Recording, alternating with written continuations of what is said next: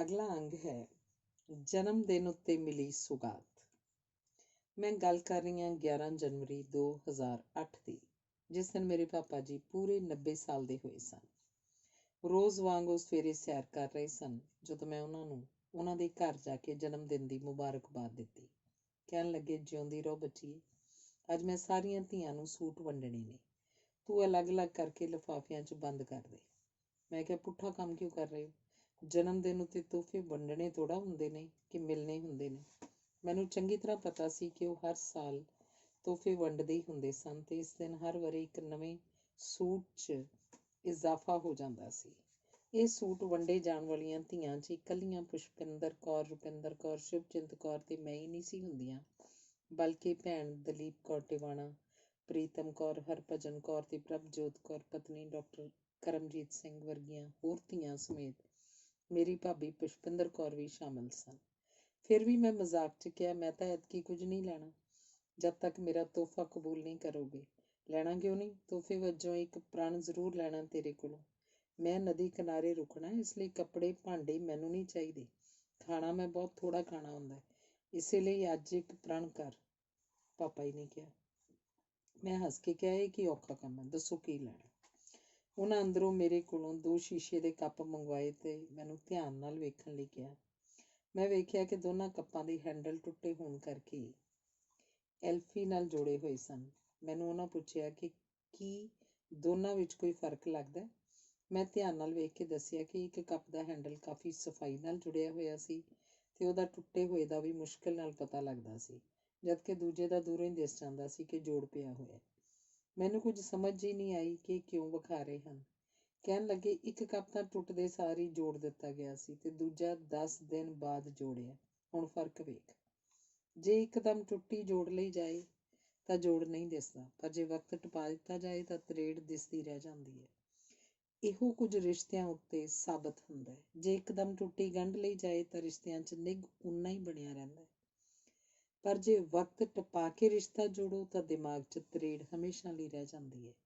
ਇਸੇ ਲਈ ਗਲਤੀ ਹੋ ਜਾਣ ਉੱਤੇ ਫਟ ਮਾਫੀ ਮੰਗ ਕੇ ਸੁਧਾਰ ਕਰ ਲੈਣਾ ਚਾਹੀਦਾ ਹੈ। ਇਸ ਨਾਲ ਕੋਈ ਨੀਵਾਂ ਨਹੀਂ ਹੋ ਜਾਂਦਾ। ਕੁਝ ਅਜਿਹਾ ਹੀ ਰਿਸ਼ਤਾ ਹੁੰਦਾ ਹੈ ਜ਼ਬਾਨ ਨਾਲ। ਜੇ ਕਿਸੇ ਜ਼ਬਾਨ ਤੋਂ ਟੁੱਟ ਕੇ ਦੂਰ ਹੋ ਜਾਓ ਤੇ ਬਹੁਤੀ ਦੇਰ ਦੂਰ ਹੋਏ ਰਹੋ ਤਾਂ ਫਿਰ ਝੁਕਾਅ ਬਣ ਜਾਣ ਉੱਤੇ ਉਸੇ ਜ਼ਬਾਨ ਨਾਲ ਸਾਂਝ ਤਾਂ ਜ਼ਰੂਰ ਵਧੀਆ ਬਣ ਜਾਂਦੀ ਹੈ, ਪਰ ਤਰੇੜ ਰਹਿ ਜਾਂਦੀ ਹੈ, ਜਿਸ ਨਾਲ ਬੋਲਣ ਜਾਂ ਲਿਖਣ ਲੱਗਿਆਂ ਦੂਜੀ ਜ਼ਬਾਨ ਦੇ ਸ਼ਬਦ ਬਦੋ-ਬਦੀ ਵਿੱਚ ਆ ਵੜਦੇ ਹਨ।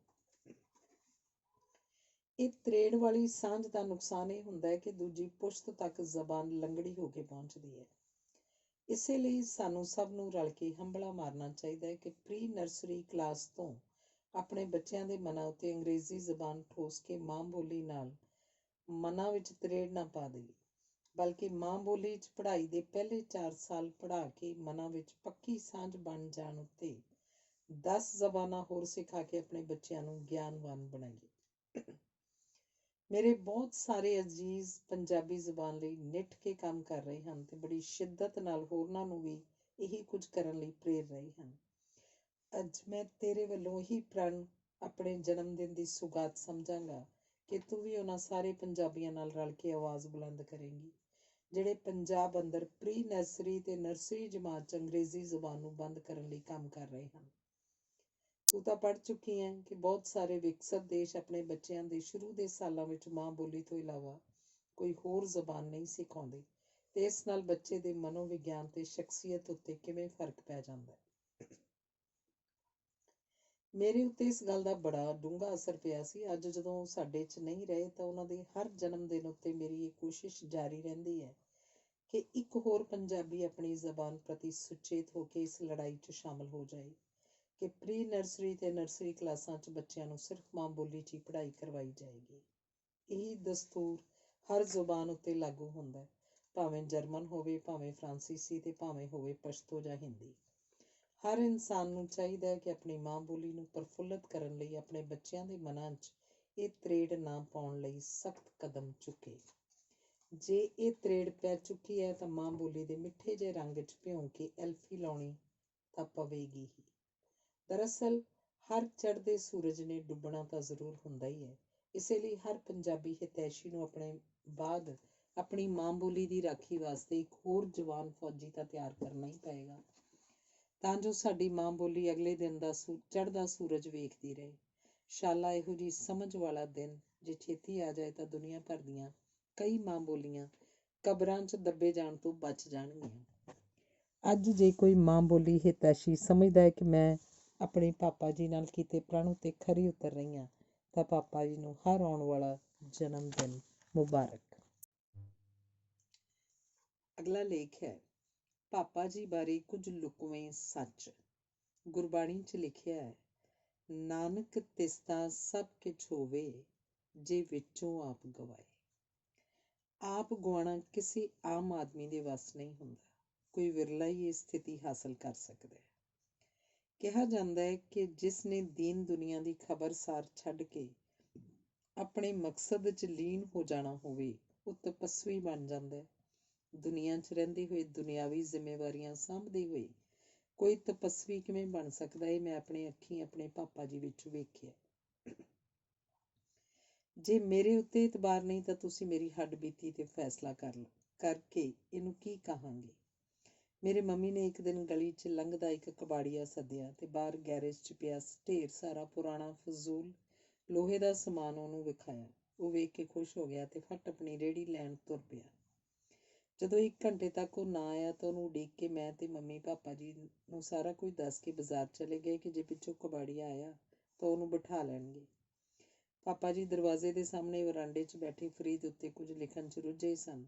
ਅਸੀਂ ਬਾਜ਼ਾਰੋਂ ਪੌਣੇ ਕੁ ਘੰਟੇ ਬਾਅਦ ਵਾਪਸ ਆਏ ਤਾਂ ਵੇਖਿਆ ਸਾਹਮਣੇ ਗੈਰਾਜ ਖੁੱਲ੍ਹਿਆ ਪਿਆ ਸੀ ਤੇ ਪੂਰਾ ਖਾਲੀ ਸੀ। ਪਾਪਾ ਜੀ ਨੂੰ ਕਬਾੜੀਏ ਬਾਰੇ ਪੁੱਛਿਆ ਤਾਂ ਕਹਿਣ ਲੱਗੇ, ਕਿਹੜਾ ਕਬਾੜੀਆ?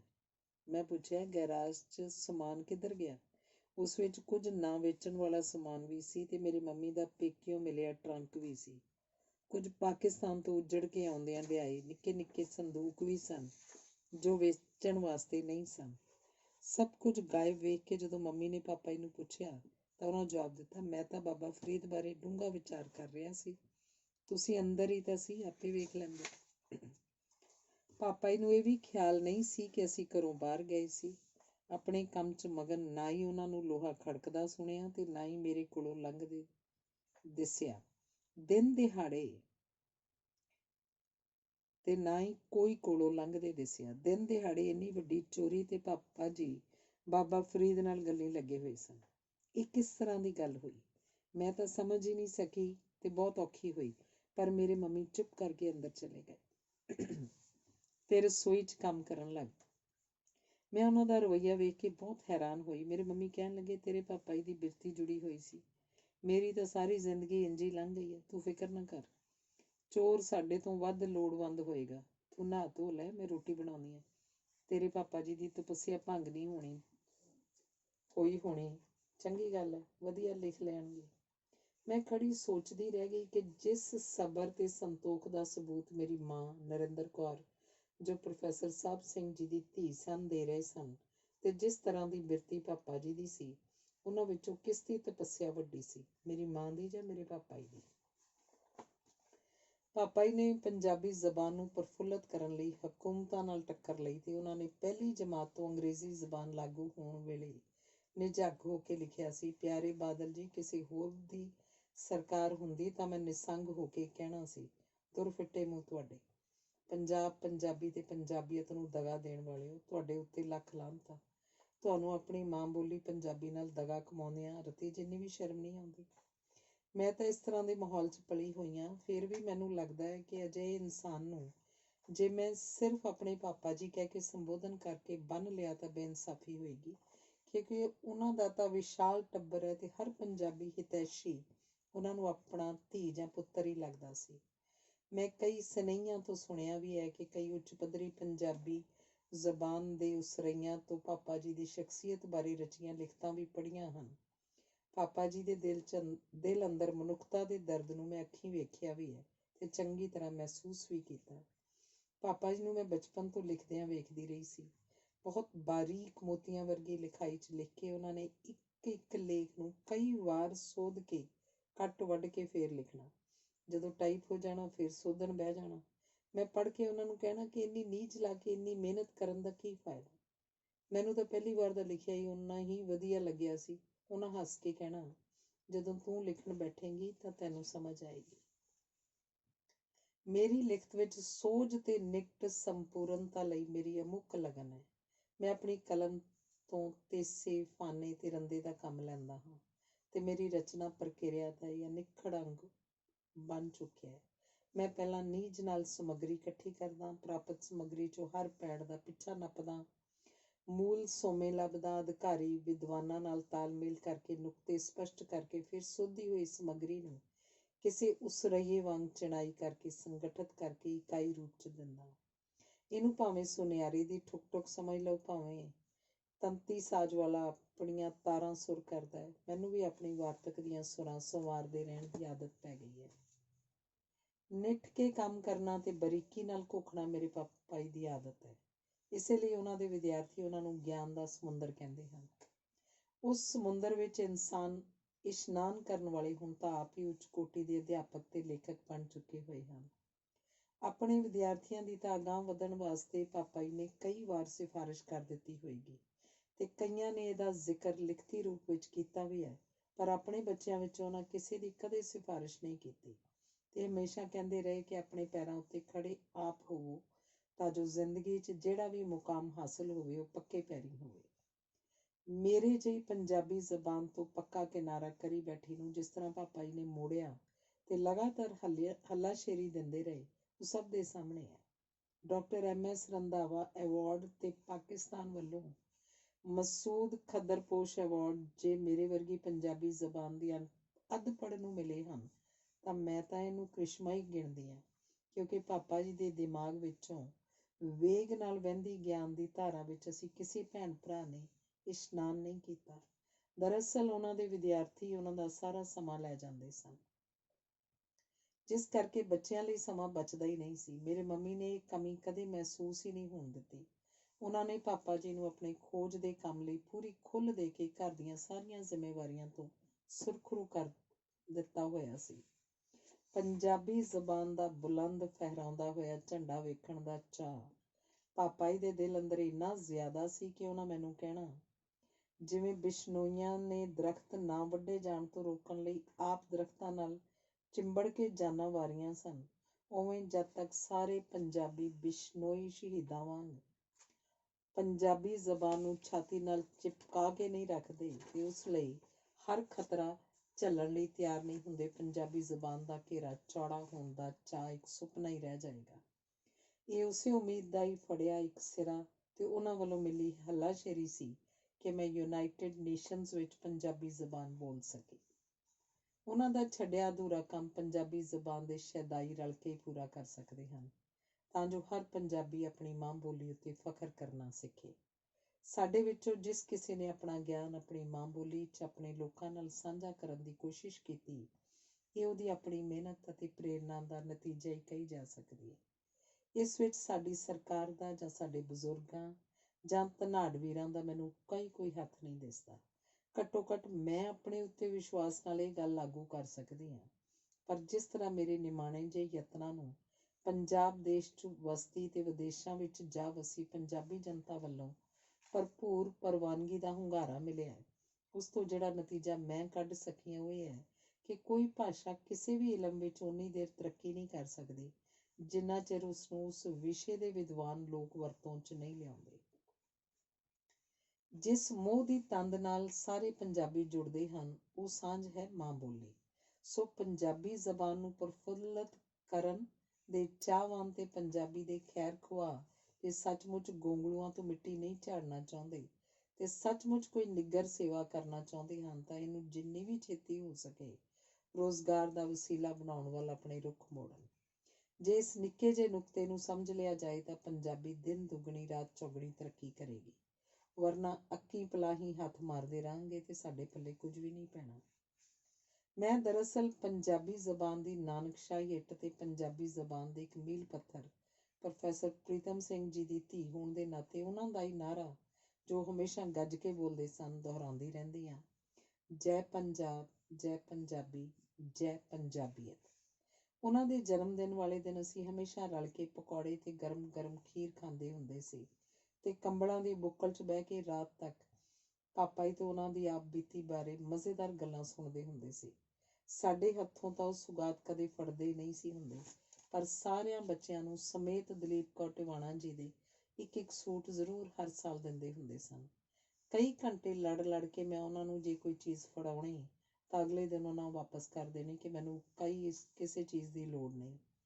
ਹਾਰ ਕੇ ਮੈਂ ਉਹਨਾਂ ਨੂੰ ਕਾਗਜ਼ ਤੇ ਪੈਨ ਹੀ ਸੁਗਾਤ ਵਜੋਂ ਦੇ ਦਿੰਦੀ ਤਾਂ ਉਹ ਬੜਾ ਖੁਸ਼ ਹੋ ਕੇ ਫੜ ਲੈਂਦੇ ਤੇ ਘੁੱਟ ਕੇ ਜੱਫੀ ਪਾ ਕੇ ਸਿਰ ਤੇ ਪਿਆਰ ਭਰਿਆ ਹੱਥ ਧਰ ਕੇ ਕਹਿੰਦੇ, ਹਾਂ ਇਹ ਜ਼ਰੂਰ ਮੈਂ ਰੱਖ ਲਵਾਂਗਾ, ਪਰ ਇਸ ਸ਼ਰਤ ਉੱਤੇ ਕਿ ਜਦੋਂ ਮੇਰੇ ਹੱਥੋਂ ਛੁੱਟੀ ਤਾਂ ਮੇਰੀ ਇਹ ਕਲਮ ਫਿਰ ਤੈਨੂੰ ਵਾਪਸ ਫੜਨੀ ਪਏਗੀ। ਮੈਂ ਇਹ ਵਾਅਦਾ ਨਿਭਾਇਆ। ਜਦੋਂ ਉਹਨਾਂ ਨੂੰ ਰੱਬ ਤੋਂ ਬੁਲਾਵਾ ਆਇਆ ਤਾਂ ਉਹਨਾਂ ਆਪਣਾ ਇੱਕ ਲੇਖ ਪੂਰਾ ਖਤਮ ਕਰਕੇ ਹੇਠਾਂ ਆਪਣੇ ਦਸਖਤ ਕਰਕੇ ਆਖਰੀ ਸਾਹ ਲਿਆ। ਮੈਂ ਉਸ ਵੇਲੇ ਪਾਕਿਸਤਾਨ 'ਚ ਸੀ, ਪਰ ਜਿਹੜੀ ਕਲਮ ਉਹਨਾਂ ਦੇ ਹੱਥੋਂ ਡਿੱਗੀ ਸੀ ਉਹ ਮੈਂ ਵਾਪਸ ਪੰਜਾਬ ਪਰਤ ਕੇ ਉਸ ਝੰਡਾ ਬਰਦਾਰ ਦੀ ਕਮਾਨ ਵਾਂਗ ਸਾਂਭ ਕੇ ਰੱਖ ਲਈ ਹੈ, ਤਾਂ ਕਿ ਜਦ ਤੱਕ ਸਾਹ ਹਨ ਮੈਂ ਉਹ ਵਾਅਦੇ ਨੂੰ ਪੂਰ ਚੜ੍ਹਾਉਂਦੀ ਰਹਾਂ। ਅਗਲਾ ਹੈ ਬਾਲ ਸਾਹਿਤ ਪ੍ਰਤੀ ਮੋਹ। ਕਈ ਸਾਲ ਹੋ ਗਏ ਮੈਂ ਇੱਕ ਦਿਨ ਸ਼ਾਮ ਨੂੰ ਆਪਣੇ ਪਾਪਾ ਜੀ ਨੂੰ ਪ੍ਰੋਫੈਸਰ ਪ੍ਰੀਤਮ ਸਿੰਘ ਜੀ ਨੂੰ ਮਿਲਣ ਉਹਨਾਂ ਦੇ ਘਰ ਗਈ ਤੇ ਵੇਖਿਆ ਕਿ ਉਹ ਗਮਲਿਆਂ ਵਿਚਲੇ ਬੂਟਿਆਂ ਨੂੰ ਪਾਣੀ ਦੇ ਰਹੇ ਸਨ। ਬੜੇ ਧਿਆਨ ਨਾਲ ਇੱਕ ਇੱਕ ਬੂਟੇ ਦੇ ਪੱਤੇ ਨੂੰ ਸਾਫ਼ ਕਰਕੇ ਟਾਹਣੀਆਂ ਸਿੱਧੀਆਂ ਕਰਦੇ ਰਹੇ ਤੇ ਮੈਂ ਗੌਰ ਨਾਲ ਤੱਕਦੀ ਰਹੀ।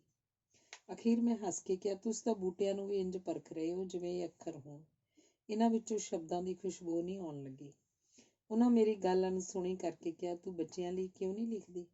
ਮੈਂ ਮੋੜਵਾਂ ਜਵਾਬ ਦਿੱਤਾ, ਪਾਪਾ ਜੀ ਤੁਸੀਂ ਤਾਂ ਐਵੇਂ ਹੀ ਨਵੀਂ ਜਿਹੀ ਗੱਲ ਛੇੜ ਦਿੰਦੇ ਹੋ। ਅੱਗੇ ਮੈਂ ਡਾਕਟਰੀ ਸਾਹਿਤ ਬਾਰੇ ਮਸਾਂ ਹੀ ਲਿਖਣਾ ਸ਼ੁਰੂ ਕੀਤਾ ਤੇ ਹੁਣ ਇਹ ਨਵੀਂ ਗੱਲ। ਮੈਂ ਡਾਕਟਰੀ ਕਰਨੀ ਹੈ, ਮੈਂ ਕੋਈ ਲਿਖਾਰੀ ਨਹੀਂ ਹਾਂ। ਜਿਹੜਾ ਵੀ ਜਣਾ ਪੰਜਾਬੀ ਸਾਹਿਤ ਪੜ੍ਹਾ ਰਿਹਾ ਜਾਂ ਉਹਦਾ ਕਿੱਤਾ ਇਹ ਹੈ, ਉਹਦਾ ਕੰਮ ਹੈ ਬਾਲ ਸਾਹਿਤ ਰਚੇ, ਮੈਨੂੰ ਕੀ ਲੋੜ ਹੈ? ਮੇਰੇ ਵੱਲ ਤੱਕ ਕੇ ਉਹਨਾਂ ਮੈਨੂੰ ਹੇਠਾਂ ਬੈਠਣ ਦਾ ਇਸ਼ਾਰਾ ਕੀਤਾ। ਮੈਂ ਉਹਨਾਂ ਕੋਲ ਹੀ ਗੋਡੇ ਪਰਨੇ ਝੁੱਕ ਕੇ ਬੈਠ ਗਈ। ਕਹਿਣ ਲੱਗੀ, ਇਹ ਵੇਖਾਂ ਬੱਲਿਆ, ਨਿੱਕਾ ਜਿਹਾ ਬੂਟਾ ਪੁੰਗ ਰਿਹਾ, ਪਰ ਇਹ ਟੇਢਾ ਜਾਣ ਲੱਗ ਪਿਆ। ਮੈਂ ਕਿਹਾ, ਇਹਦੇ ਵਿੱਚ ਕੀ ਹੈ? ਸਾਫ਼ ਦਿਸਦਾ ਪਿਆ ਕਿ ਹੇਠੋਂ ਦੋ ਪਾਸਿਓਂ ਨਿੱਕੀਆਂ ਬੇਲੋੜੀਆਂ ਟਾਹਣੀਆਂ ਨਿਕਲਣ ਲੱਗ ਪਈਆਂ ਨੇ। ਜੇ ਕੱਟ ਦਈਏ ਤਾਂ ਬੂਟਾ ਬਿਲਕੁਲ ਸਿੱਧਾ ਉੱਗ ਜਾਏਗਾ। ਬੜੀ ਹੌਲੀ ਜਿਹੀ ਗੰਭੀਰਤਾ ਨਾਲ ਪਾਪਾ ਜੀ ਬੋਲੇ, ਤੈਨੂੰ ਕਿਵੇਂ ਪਤਾ ਬੱਚੀਏ? ਤੂੰ ਤਾਂ ਮਾਲੀ ਨਹੀਂ ਹੈ। ਮੈਂ ਬਿਨਾਂ ਸੋਚੇ ਸਮਝੇ ਝੱਟ ਬੋਲ ਪਈ, ਇੰਨਾ ਕੁ ਤਾਂ ਕਿਸੇ ਨੂੰ ਵੀ ਪਤਾ ਹੋਏਗਾ, ਸਾਫ਼ ਤਾਂ ਦਿਸਦਾ ਪਿਆ।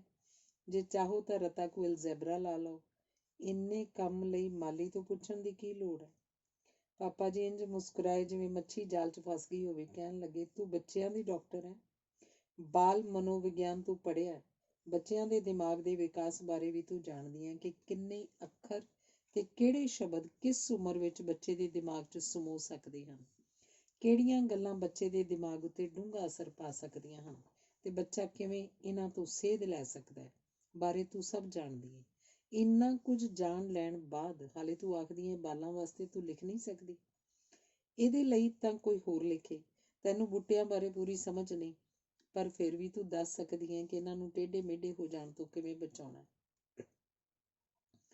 ਮੈਨੂੰ ਕੜਕੀ 'ਚ ਫਸੇ ਵੇਖ ਕੇ ਉਹ ਮੈਨੂੰ ਸਮਝਾਉਣ ਲੱਗੇ, ਬੱਲਿਆ, ਜੇ ਕਿਸੇ ਦਰਖਤ ਦਾ ਤਣਾ ਸਿੱਧਾ ਰੱਖਣਾ ਹੈ ਤਾਂ ਉਹਨੂੰ ਉਦੋਂ ਤੋਂ ਹੀ ਧਿਆਨ ਦੇਣਾ ਪੈਂਦਾ ਜਦੋਂ ਛੋਟਾ ਬੂਟਾ ਹੋਵੇ। ਇਸੇ ਲਈ ਉਹਦੀਆਂ ਫਾਲਤੂ ਟਾਹਣੀਆਂ ਛਾਂਗਣੀਆਂ ਪੈਂਦੀਆਂ। ਬਿਲਕੁਲ ਇੰਝ ਹੀ ਸਮਾਜ ਕਿਹੋ ਜਿਹਾ ਬਣਾਉਣਾ ਵੀ ਇਸ ਉੱਤੇ ਨਿਰਭਰ ਹੈ ਕਿ ਉਸ ਵਿੱਚ ਉਸਰਈਏ ਹਨ ਜਾਂ ਨਹੀਂ।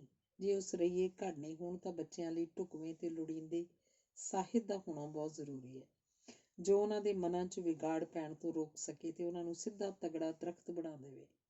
ਜੇ ਵਧੀਆ ਬਾਲ ਸਾਹਿਤ ਸਿਰਜਿਆ ਜਾਏ ਤਾਂ ਸਾਡੇ ਬੱਚੇ ਬਹੁਤ ਤਗੜੇ ਦਰਖਤ ਵਾਂਗ ਹੋਣਗੇ, ਜਿਨ੍ਹਾਂ ਦੀਆਂ ਜੜ੍ਹਾਂ ਡੂੰਘੀਆਂ ਮਾਤ ਭੂਮੀ ਵਿੱਚ ਪਕਾਈ ਫੜ ਕੇ ਬੈਠੀਆਂ ਰਹਿਣਗੀਆਂ ਤੇ ਉਹ ਮਾਂ ਬੋਲੀ ਉੱਤੇ ਪੈਂਦੀ ਹਰ ਹਨੇਰੀ ਝੱਖੜ ਅੱਗੇ ਭਾਵੇਂ ਪੈਣ, ਪਰ ਛੇਤੀ ਡਿੱਗਣਗੇ ਨਹੀਂ ਤੇ ਦੁਬਾਰਾ ਖੜੇ ਹੋ ਜਾਣਗੇ। ਇਸੇ ਲਈ ਜੇ ਮਾਂ ਬੋਲੀ ਬਚਾਉਣੀ ਹੋਵੇ ਤਾਂ ਅਗਲੀ ਪੌਦ ਲਈ ਵਧੀਆ ਸਾਹਿਤ ਰਚਨਾ ਜ਼ਰੂਰੀ ਹੁੰਦਾ ਹੈ। ਹਰ ਕਿਸਮ ਦੇ ਕਿੱਤੇ ਨਾਲ ਜੁੜੇ ਬੰਦੇ ਨੂੰ ਆਪਣੀ ਮਾਂ ਬੋਲੀ ਦਾ ਕਰਜ਼ ਲਾਉਣ ਲਈ ਇਸ ਵਿੱਚ ਸਾਹਿਤ ਰਚਨਾ ਜ਼ਰੂਰੀ ਹੈ, ਤੇ ਉਹ ਵੀ ਖਾਸ ਕਰ ਨਵੀਂ ਤਰ੍ਹਾਂ ਦੀ ਜਾਣਕਾਰੀ ਭਰਪੂਰ। ਬਾਲ ਸਾਹਿਤ ਕਿਉਂ ਜ਼ਰੂਰੀ ਹੈ, ਇਹ ਤਾਂ ਤੈਨੂੰ ਹੁਣ ਸਮਝ ਆ ਹੀ ਗਈ ਹੋਏਗੀ। ਮੈਂ ਵੀ ਇਸੇ ਲਈ ਬੱਚਿਆਂ ਲਈ ਜਾਣਕਾਰੀ ਭਰਪੂਰ ਬਾਲ ਕਹਾਣੀਆਂ ਲਿਖੀਆਂ ਹਨ ਜੋ ਸਰਬੋਤਮ ਘੋਸ਼ਿਤ ਹੋ ਚੁੱਕੀਆਂ ਹਨ। ਇਹ ਪਾਪਾ ਜੀ ਵੱਲੋਂ ਲਾਈ ਚੇਟਕ ਦਾ ਹੀ ਨਤੀਜਾ ਸੀ ਕਿ ਮੈਂ ਬਾਲ ਸਾਹਿਤ ਰਚ ਸਕੀ ਤੇ ਬੱਚਿਆਂ ਲਈ ਡਾਕਟਰ ਮਾਸੀ ਦੀਆਂ ਕਹਾਣੀਆਂ ਲਿਖੀਆਂ, ਜਿਨ੍ਹਾਂ ਨੂੰ ਬੱਚਿਆਂ ਦੇ ਨਾਲ ਨਾਲ ਉਹਨਾਂ ਦੇ ਮਾਪਿਆਂ ਨੇ ਵੀ ਸਲਾਹਿਆ ਤੇ ਉਸ ਉੱਤੇ ਮੈਨੂੰ ਭਾਸ਼ਾ ਵਿਭਾਗ ਵੱਲੋਂ ਸਰਬੋਤਮ ਸਨਮਾਨ ਵੀ ਮਿਲਿਆ। ਬਾਲ ਸਾਹਿਤ ਨੂੰ ਪ੍ਰੋਤਸ਼ਾਹਿਤ ਕਰਨ ਲਈ ਪਾਪਾ ਜੀ ਨੇ ਮੇਰੀ ਦਾਦੀ ਜੀ ਦੇ ਨਾਂ ਹੇਠ ਹਰ ਸਾਲ ਸਰਬੋਤਮ ਬਾਲ ਪੁਸਤਕ ਲਈ ਮਾਲੀ ਇਨਾਮ ਵੀ ਸ਼ੁਰੂ ਕੀਤਾ, ਜੋ ਹਾਲੇ ਵੀ ਦਿੱਤਾ ਜਾ ਰਿਹਾ ਹੈ। ਮੈਨੂੰ ਸੱਚਮੁੱਚ ਬਹੁਤ ਖੁਸ਼ੀ ਹੋਈ ਸੀ ਜਦੋਂ ਮੇਰੀ ਪਹਿਲੀ ਬਾਲ ਪੁਸਤਕ ਤਿਆਰ ਹੋਈ ਤਾਂ ਉਹਨਾਂ ਉਹਦੇ ਮੁੱਖ ਬੰਦ 'ਚ ਲਿਖਿਆ ਸੀ, ਲੇਖਿਕਾ ਦੇ ਇਸ ਬਿਆਨ ਤੋਂ ਕਿ ਮੈਂ ਆਪਣੀ ਵਿੱਦਿਆ ਦਾ ਚਾਨਣ ਬੱਚਿਆਂ 'ਚ ਬੈਠ ਕੇ ਹੱਸਦਿਆਂ ਖੇਡਦਿਆਂ ਉਹਨਾਂ ਤੱਕ ਪਹੁੰਚਾ ਸਕਾਂ, ਤੋਂ ਹੀ ਮੈਨੂੰ ਸਪਸ਼ਟ ਹੋ ਗਿਆ ਕਿ ਹਰਸ਼ ਆਪਣੇ ਪੇਸ਼ੇ ਨਾਲ ਸ਼ੌਕੀਆ ਨਹੀਂ ਜੁੜੀ ਹੋਈ, ਬਲਕਿ ਉਸ ਨਾਲ ਸੀਤੀ ਹੋਈ ਹੈ।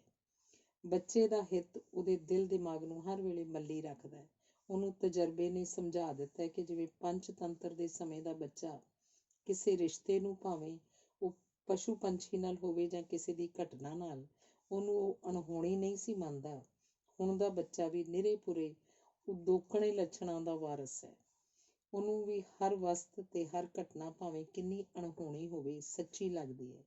ਸਾਡੇ ਸਰੀਰ ਦਾ ਕੋਈ ਅੰਗ ਮੂੰਹੋਂ ਨਹੀਂ ਬੋਲਦਾ, ਪਰ ਜਦੋਂ ਬੱਚਿਆਂ 'ਚ ਦਿਲ ਜਾਂ ਜਿਗਰ ਜਾਂ ਅੱਖ ਜਾਂ ਕੰਨ ਬੋਲਣਾ ਸ਼ੁਰੂ ਕਰਦਾ ਹੈ ਤਾਂ ਉਹ ਇਸ ਘਟਨਾ ਦੀ ਅਸਾਧਾਰਨਤਾ ਵੱਲ ਨਹੀਂ, ਉਹਦੇ ਬੋਲਾਂ ਵਿਚਲੀ ਸੱਚਾਈ ਵੱਲ ਵਧੇਰੇ ਰੁਚਿਤ ਹੋ ਜਾਂਦਾ ਹੈ। ਬੱਚਿਆਂ ਲਈ ਕਿਸੇ ਕਹਾਣੀਕਾਰ ਨੇ ਜਾਂ ਸਰੀਰ ਦੇ ਵੱਖ-ਵੱਖ ਵਿਸ਼ੇਸ਼ੱਗ ਡਾਕਟਰ ਨੇ ਡਾਕਟਰ ਹਰਸ਼ਿੰਦਰ ਕੌਰ ਵਾਲੀ ਡਾਕਟਰੀ ਗਿਆਨ ਦੇਣ ਵਾਲੀ ਜੁਗਤ ਵਰਤ ਕੇ ਕਿਸੇ ਭਾਸ਼ਾ 'ਚ ਕੋਈ ਰਚਨਾ ਰਚੀ ਹੈ ਕਿ ਨਹੀਂ, ਮੈਨੂੰ ਪਤਾ ਨਹੀਂ, ਪਰ ਇਸ ਦਿਲਚਸਪ ਤਜਰਬੇ ਲਈ ਮੈਂ ਡਾਕਟਰ ਸਾਹਿਬਾਂ ਨੂੰ ਮੁਬਾਰਕ ਦਿੰਦਾ ਹੋਇਆ ਉਹਦੀ ਕਲਮ ਦੀ ਮੌਲਿਕਤਾ ਦਾ ਸਵਾਗਤ ਕਰਦਾ, ਉਸ ਦੇ ਬਾਲ ਕਲਿਆਣ ਦੇ ਉਦਮਾਂ ਦੀ ਪ੍ਰਸ਼ੰਸਾ ਕਰਦਾ ਤੇ ਉਹਦੀ ਚਿਰਜੀਵਤਾ ਲਈ ਅਸੀਸਾਂ ਦਿੰਦਾ। ਇੰਨੀ ਤਗੜੀ ਅਸੀਸ ਸਦਕਾ ਮੈਂ ਅੱਜ ਤੱਕ ਪਾਪਾ ਜੀ ਨਾਲ ਕੀਤਾ ਵਾਅਦਾ ਨਿਭਾ ਰਹੀ ਹਾਂ ਤੇ ਸ਼ੁਕਰਗੁਜ਼ਾਰ ਵੀ ਹਾਂ ਹਰ ਬਾਲ ਸਾਹਿਤ ਨਾਲ ਜੁੜੇ ਲੇਖਕ ਤੇ ਸੰਪਾਦਕ ਦੀ, ਜਿਹੜੇ ਮੇਰੇ ਨਾਲੋਂ ਵੱਧ ਇਹ ਸਮਝ ਰੱਖਦੇ ਹੋਏ ਇਹ ਡਿਊਟੀ ਕਈ ਚਿਰਾਂ ਤੋਂ ਬੜੀ ਇਮਾਨਦਾਰੀ ਨਾਲ ਨਿਭਾ ਰਹੇ ਹਨ ਕਿ ਸਾਡੀ ਆਉਣ ਵਾਲੀ ਪਨੀਰੀ ਮਾਂ ਬੋਲੀ ਨਾਲ ਜੁੜੀ ਵੀ ਰਹੇ ਤੇ ਸਹੀ ਸੇਧ ਵੀ ਲੈਂਦੀ ਰਹੇ। ਅਗਲਾ ਲੇਖ ਹੈ, ਦੋਤਰੇ ਨੂੰ ਦਿੱਤਾ ਸੁਨੇਹਾ। ਮੇਰੀ ਵੱਡੀ ਭੈਣ ਸ਼ੁਭਚਿੰਤ ਦਾ ਵੱਡਾ ਬੇਟਾ ਹਿਤਪਾਲ ਆਪਣੇ ਨਾਨਾ ਜੀ ਪ੍ਰੋਫੈਸਰ ਪ੍ਰੀਤਮ ਸਿੰਘ ਜੀ ਨੂੰ ਮਿਲਣ ਪਟਿਆਲੇ ਆਇਆ ਹੋਇਆ ਸੀ। ਉਹਦੀ ਮਰਚੈਂਟ ਨੇਵੀ ਵਿੱਚ ਨੌਕਰੀ ਲੱਗ ਗਈ ਸੀ ਤੇ ਉਹ ਆਪਣੀ ਪਹਿਲੀ ਤਨਖਾਹ ਪਾਪਾ ਜੀ ਨੂੰ ਦੇਣ ਆਇਆ ਸੀ ਤਾਂ ਜੋ ਉਹ ਇਸ ਦੀ ਕੋਈ ਸੁਗਾਤ ਲੈ ਲੈਣ। ਮੈਂ ਕਿਉਂਕਿ ਪਾਪਾ ਜੀ ਦੇ ਸਾਹਮਣੇ ਘਰ ਹੀ ਰਹਿੰਦੀ ਸੀ, ਇਸ ਲਈ ਜਦੋਂ ਮੈਨੂੰ ਹਿਤਪਾਲ ਦੇ ਪਹੁੰਚਣ ਬਾਰੇ ਪਤਾ ਲੱਗਿਆ ਤਾਂ ਮੈਂ ਝੱਟ ਉਹਨਾਂ ਦੇ ਘਰ ਪਹੁੰਚ ਗਈ। ਮੈਂ ਉੱਥੇ ਪਹੁੰਚੀ ਤਾਂ ਦੋਨਾਂ ਦੀ ਕਿਸੇ ਗੱਲ ਤੇ ਬਹਿਸ ਚੱਲ ਰਹੀ ਸੀ। ਮੈਂ ਕੁਝ ਪਲ ਧਿਆਨ ਨਾਲ ਸਮਝਣ ਦੀ ਕੋਸ਼ਿਸ਼ ਕੀਤੀ, ਪਰ ਕੁਝ ਪੱਲੇ ਨਾ ਪਿਆ। ਫਿਰ ਹਿਤਪਾਲ ਮੈਨੂੰ ਕਹਿਣ ਲੱਗਾ, ਵੇਖੋ ਨਾ ਮਾਸੀ ਜੀ, ਮੈਂ ਇੰਨੇ ਸਾਲਾਂ ਤੋਂ ਦਿਲ 'ਚ ਇਹੀ ਸੋਚੀ ਬੈਠਾ ਸੀ ਕਿ ਆਪਣੀ ਪਹਿਲੀ ਤਨਖਾਹ ਨਾਲ ਪਾਪਾ ਜੀ ਲਈ ਕੋਈ ਸੁਗਾਤ ਖਰੀਦਾਂਗਾ, ਪਰ ਇਹ ਕਹਿੰਦੇ ਨੇ ਸੰਤੋਖ ਸਿੰਘ ਧੀਰ ਜੀ ਨੂੰ ਦੇ ਦੇ, ਇਸ ਵੇਲੇ ਉਹ ਜ਼ਿਆਦਾ ਲੋੜਵੰਦ ਨੇ। ਮੇਰੇ ਉਹ ਕੀ ਲੱਗਦੇ ਨੇ ਜੋ ਮੈਂ ਉਹਨਾਂ ਨੂੰ ਦੇ ਦੇਵਾਂ। ਮੈਂ ਬੋਲੀ ਤਾਂ ਕੁਝ ਨਾ, ਪਰ ਮਨ 'ਚ ਲਫ਼ਜ਼ਾਂ ਨੂੰ ਗੁੰਦਣ ਲੱਗ ਪਈ ਕਿ ਕਿਸ ਤਰ੍ਹਾਂ ਪਾਪਾ ਜੀ ਨੂੰ ਮਨਾਇਆ ਜਾਏ ਕਿ ਉਹ ਦੋਤਰੇ ਦੀ ਖੁਸ਼ੀ ਪੂਰੀ ਕਰ ਦੇਣ। ਮੇਰੇ ਬੋਲਣ ਤੋਂ ਪਹਿਲਾਂ ਹੀ ਪਾਪਾ ਜੀ ਨੇ ਸਾਨੂੰ ਦੋਵਾਂ ਨੂੰ ਇਸ਼ਾਰਾ ਕਰਕੇ ਕੋਲ ਬੈਠਣ ਲਈ ਕਿਹਾ। ਅਸੀਂ ਦੋਵੇਂ ਕੁਰਸੀਆਂ ਖਿੱਚ ਕੇ ਕੋਲ ਬਹਿ ਗਏ। ਪਾਪਾ ਜੀ ਮੇਰੇ ਵੱਲ ਵੇਖ ਕੇ ਬੋਲੇ, ਸੰਤੋਖ ਸਿੰਘ ਧੀਰ ਬਹੁਤ ਜ਼ਿਆਦਾ ਸੂਝਵਾਨ ਲੇਖਕ ਹੈ ਤੇ ਬੜਾ ਵਧੀਆ ਇਨਸਾਨ ਵੀ। ਪੰਜਾਬੀ ਜ਼ਬਾਨ ਲਈ ਉਹਨੇ ਮੇਰੇ ਵਾਂਗ ਜਾਨ ਵਾਰੀ ਪਈ ਹੈ। ਉਹ ਮੇਰੇ ਹਾਣ ਦਾ ਵੀ ਹੈ ਤੇ ਮੇਰਾ ਬਹੁਤ ਪਿਆਰਾ ਦੋਸਤ ਵੀ ਹੈ। ਉਹਨੇ ਆਪਣੀ ਮੰਦਹਾਲੀ ਦੀ ਗੱਲ ਮੇਰੇ ਨਾਲ ਕੀਤੀ ਹੈ। ਮੇਰੇ ਕੋਲੋਂ ਕੋਈ ਪੰਜਾਬੀ ਜ਼ਬਾਨ ਦੀ ਬਿਹਤਰੀ ਲਈ ਕੰਮ ਕਰਦਾ ਬੰਦਾ ਮਾਲੀ ਪੱਖੋਂ ਕਮਜ਼ੋਰ ਨਹੀਂ ਸਹਾਰਿਆ ਜਾਂਦਾ। ਮੈਂ ਆਪ ਇਸ ਵੇਲੇ ਪੈਸੇ ਦੇਣ ਜੋਗਾ ਨਹੀਂ, ਪਰ ਜੇ ਹਿਤਪਾਲ ਮੈਨੂੰ ਪੈਸੇ ਦੇਣਾ ਚਾਹੁੰਦਾ ਹੈ ਤਾਂ ਮੈਂ ਅੱਗੋਂ ਧੀਰ ਨੂੰ ਦੇਣਾ ਚਾਹਾਂਗਾ ਤਾਂ ਜੋ ਉਹ ਆਪਣਾ ਇਲਾਜ ਕਰਵਾ ਸਕੇ। ਇਸ ਤੋਂ ਬਾਅਦ ਪਾਪਾ ਜੀ ਹਿਤਪਾਲ ਨੂੰ ਸਮਝਾਉਣ ਲੱਗ ਪਏ ਕਿ ਇਹ ਪੈਸਾ ਉਹ ਆਪ ਵੀ ਫੜ ਕੇ ਅੱਗੋਂ ਦੇ ਸਕਦੇ ਸਨ, ਪਰ ਇਸ ਲਈ ਅਜਿਹਾ ਨਹੀਂ ਕਰਨਾ ਚਾਹੁੰਦੇ ਕਿ ਦਾਨ ਪੁੰਨ ਦਾ ਕੰਮ ਹਿਤਪਾਲ ਆਪਣੇ ਹੱਥੀਂ ਕਰਨਾ ਸਿੱਖੇ। ਫਿਰ ਉਹ ਮੈਨੂੰ ਵੀ ਸੰਬੋਧਨ ਕਰਕੇ ਕਹਿਣ ਲੱਗੇ, ਬੱਲਿਆ, ਤੈਨੂੰ ਆਪਣੇ ਦਲਜੀਤ ਮਾਮਾ ਜੀ ਦਾ ਪਤਾ ਹੈ ਨਾ, ਉਹ ਹਰ ਲੇਖਕ ਜਾਂ ਲੋੜਵੰਦ ਦਾ ਅੱਖਾਂ ਦਾ ਆਪਰੇਸ਼ਨ ਮੁਫਤ ਕਰਦੇ ਹਨ। ਤੂੰ ਤਾਂ ਗਰੀਬੀ ਮੇਰੇ ਨਾਲ ਹੀ ਹੰਢਾਈ ਹੈ। ਤੈਨੂੰ ਪਤਾ ਹੀ ਹੈ ਨਾ ਕਿ ਸਭ ਤੋਂ ਵੱਡਾ ਸਰਾਪ ਹੈ ਗਰੀਬੀ। ਅਜਿਹੇ ਹਾਲ 'ਚ ਸਿਰਫ ਅਗਲੇ ਵੇਲੇ ਦੀ ਰੋਟੀ ਦੀ ਚਿੰਤਾ ਹੀ ਬੰਦੇ ਨੂੰ ਖਾ ਜਾਂਦੀ ਹੈ। ਲੇਖਕ ਤਾਂ ਸਾਡਾ ਭਵਿੱਖ ਨੂੰ ਸਵਾਰਨ ਤੇ ਸਾਡੇ ਪਿਛੋਕੜ ਜਾਂ ਇਤਿਹਾਸ ਨੂੰ ਸਾਂਭਣ ਦਾ ਕੰਮ ਕਰਦੇ ਹਨ। ਲਿਖਾਰੀਆਂ ਨੂੰ ਜੇ ਗਰੀਬੀ ਚੱਬ ਜਾਏ ਤਾਂ ਜ਼ਬਾਨ ਕਮਜ਼ੋਰ ਪੈਣ ਦਾ ਖਤਰਾ ਹੋ ਜਾਂਦਾ ਹੈ। ਮੈਂ ਤਾਂ ਸਾਰੀ ਉਮਰ ਕਿਸੇ ਲੋੜਵੰਦ ਨੂੰ ਜੋ ਮੇਰੇ ਦਰ ਉੱਤੇ ਆਇਆ ਹੋਵੇ ਕਦੇ ਖਾਲੀ ਹੱਥ ਜਾਣ ਹੀ ਨਹੀਂ ਦਿੱਤਾ, ਭਾਵੇਂ ਆਪ ਉਹ ਖਾਈ ਕੱਟਣੀ ਪਵੇ। ਮੈਂ ਆਪ ਗਵਾਹ ਸੀ ਕਿ ਪਾਪਾ ਜੀ ਕਿਸੇ ਲੋੜਵੰਦ ਵਿਦਿਆਰਥੀ ਦੀ ਫੀਸ ਲਈ ਤਾਂ ਮੇਰੇ ਪੈਸੇ ਦੇ ਗੱਲੇ ਨੂੰ ਜਿਸ ਮਹੀਨਿਆਂ ਬੱਧੀ ਦੀ ਮਿਹਨਤ ਸਦਕਾ 5-10 ਪੈਸੇ ਜੋੜ ਕੇ ਕੁਝ ਮਾਇਆ ਇਕੱਠੀ ਕੀਤੀ ਹੁੰਦੀ ਸੀ ਵੀ ਝੱਟ ਕੱਢ ਕੇ ਦੇ ਦਿਆ ਕਰਦੇ ਸਨ। ਇਹ ਵਾਪਰਦਾ ਸਿਰਫ ਉਦੋਂ ਹੀ ਸੀ ਜਦੋਂ ਲੋੜਵੰਦਾਂ ਨੂੰ ਪੈਸੇ ਵੰਡ ਕੇ ਉਹਨਾਂ ਦੀ ਆਪਣੀ ਜੇਬ ਖਾਲੀ ਹੋ ਚੁੱਕੀ ਹੁੰਦੀ ਸੀ। ਜਿੰਨਾ ਦਰਦ ਮੈਂ ਪਾਪਾ ਜੀ ਦੇ ਦਿਲ 'ਚ ਲੋੜਵੰਦਾਂ ਲਈ ਵੇਖਿਆ ਸੀ, ਓਨਾ ਘੱਟ ਹੀ ਕਿਸੇ ਹੋਰ 'ਚ ਮੈਂ ਹੁਣ ਤੱਕ ਵੇਖਿਆ ਕਿ ਆਪ ਭੁੱਖੇ ਰਹਿ ਕੇ ਹੋਰਨਾਂ ਦਾ ਢਿੱਡ ਭਰਨਾ। ਮੈਂ ਹਿਤਪਾਲ ਨੂੰ ਸਮਝਾਇਆ ਕਿ ਬਹਿਸ ਕਰਨ ਦੀ ਲੋੜ ਨਹੀਂ, ਸਗੋਂ ਪਾਪਾ ਜੀ ਦਾ ਇਹ ਗੁਣ ਅਸੀਂ ਵੀ ਗ੍ਰਹਿਣ ਕਰ ਲਈਏ ਤਾਂ ਬਹੁਤ ਵਧੀਆ ਗੱਲ ਹੋਏਗੀ। ਜੇ ਧੀਰ ਜੀ ਨੂੰ ਲੋੜ ਹੈ ਤਾਂ ਉਹਨਾਂ ਨੂੰ ਤੂੰ ਆਪ ਹੀ ਜਾ ਕੇ ਪੈਸੇ ਦੇ ਕੇ ਆ। ਅਗਲੇ ਦਿਨ ਹਿਤਪਾਲ ਚੰਡੀਗੜ੍ਹ ਉਹਨਾਂ ਦੇ ਘਰ ਪੈਸੇ ਲੈ ਕੇ ਪਹੁੰਚ ਗਿਆ। ਜਿਹੜਾ ਸ਼ੁਕਰਾਨਾ ਉਹਨਾਂ ਨੇ ਵਾਪਸ ਪਾਪਾ ਜੀ ਨੂੰ ਫੋਨ ਉੱਤੇ ਕੀਤਾ, ਉਹ ਬਿਆਨੋਂ ਬਾਹਰ ਹੈ। ਉਹਨਾਂ ਇੱਥੋਂ ਤੱਕ ਕਹਿ ਦਿੱਤਾ ਕਿ ਲੋੜ ਵੇਲੇ ਤਾਂ ਪ੍ਰੀਤਮ ਸਿੰਘ ਸਿਰਫ ਰੱਬ ਹੀ ਬੋੜਿਆ ਕਰਦਾ ਹੈ। ਇਸ ਵੇਲੇ ਮੈਨੂੰ ਪੈਸੇ ਦੀ ਸਖਤ ਲੋੜ ਸੀ, ਦਵਾਈਆਂ ਖਰੀਦਣੀਆਂ ਸਨ। ਤੂੰ ਤਾਂ ਅੱਜ ਸੱਚੀ ਮੁੱਚੀ ਰੱਬ ਬਣ ਕੇ ਬੋੜਿਆ। ਪਾਪਾ ਜੀ ਦੇ ਤੁਰ ਜਾਣ ਬਾਅਦ ਧੀਰ ਜੀ ਨੇ ਮੈਨੂੰ ਚਿੱਠੀ ਲਿਖੀ, ਜੋ ਮੈਂ ਅੱਜ ਵੀ ਸਾਂਭੀ ਹੋਈ ਹੈ। ਉਸ ਵਿੱਚ ਲਿਖਿਆ ਹੈ, ਤੂੰ ਖੁਸ਼ਕਿਸਮਤ ਹੈ ਕਿ ਤੈਨੂੰ ਪ੍ਰੀਤਮ ਸਿੰਘ ਵਰਗੇ ਪਿਓ ਦੀ ਛਾਂ ਮਾਣਨ ਦਾ ਮੌਕਾ ਮਿਲਿਆ। ਇਹੋ ਜਿਹੀ ਛਾਂ ਤਾਂ ਵਿਰਲਿਆਂ ਨੂੰ ਹੀ ਨਸੀਬ ਹੁੰਦੀ ਹੈ। ਤੇਰਾ ਪਿਓ ਤਾਂ ਨਿਰਾ ਸੰਤ ਸੀ, ਦੋਸਤਾਂ ਦਾ ਦੋਸਤ ਤੇ ਆਲੋਚਕਾਂ ਦਾ ਵੀ ਸ਼ੁਭ ਚਿੰਤਕ। ਉਹਨੇ ਪਿੱਠ ਪਿੱਛੇ ਵੀ ਕਿਸੇ ਦੀ ਨਿੰਦਿਆ ਨਹੀਂ ਕੀਤੀ।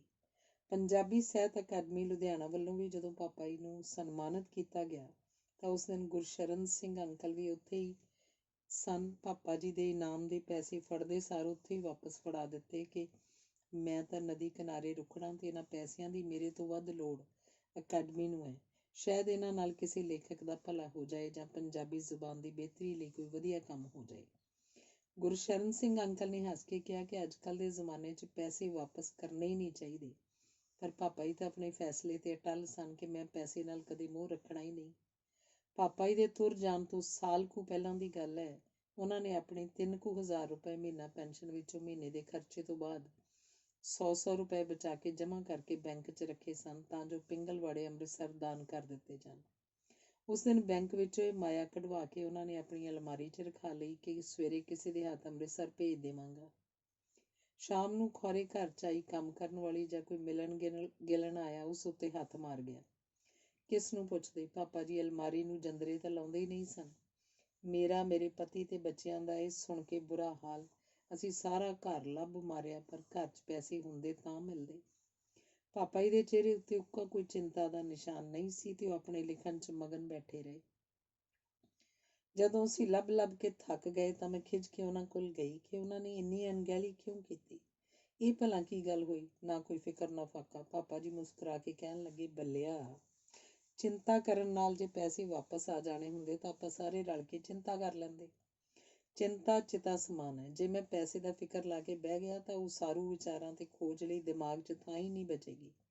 ਇਹ ਤਾਂ ਖੁਸ਼ੀ ਦੀ ਗੱਲ ਹੈ ਕਿ ਮੈਂ ਪੈਸੇ ਕਿਸੇ ਦੇ ਹੱਥ ਲੋੜਵੰਦਾਂ ਲਈ ਭੇਜਣੇ ਸਨ ਤੇ ਹੁਣ ਲੋੜਵੰਦ ਘਰ ਹੀ ਆ ਕੇ ਲੈ ਗਿਆ। ਚਲੋ ਇਸੇ 'ਚ ਖੁਸ਼ੀ ਵਿੱਚ ਪਕੌੜੇ ਖਾਈਏ। ਆਹ ਲੈ ਫੜ 200 ਰੁਪਏ।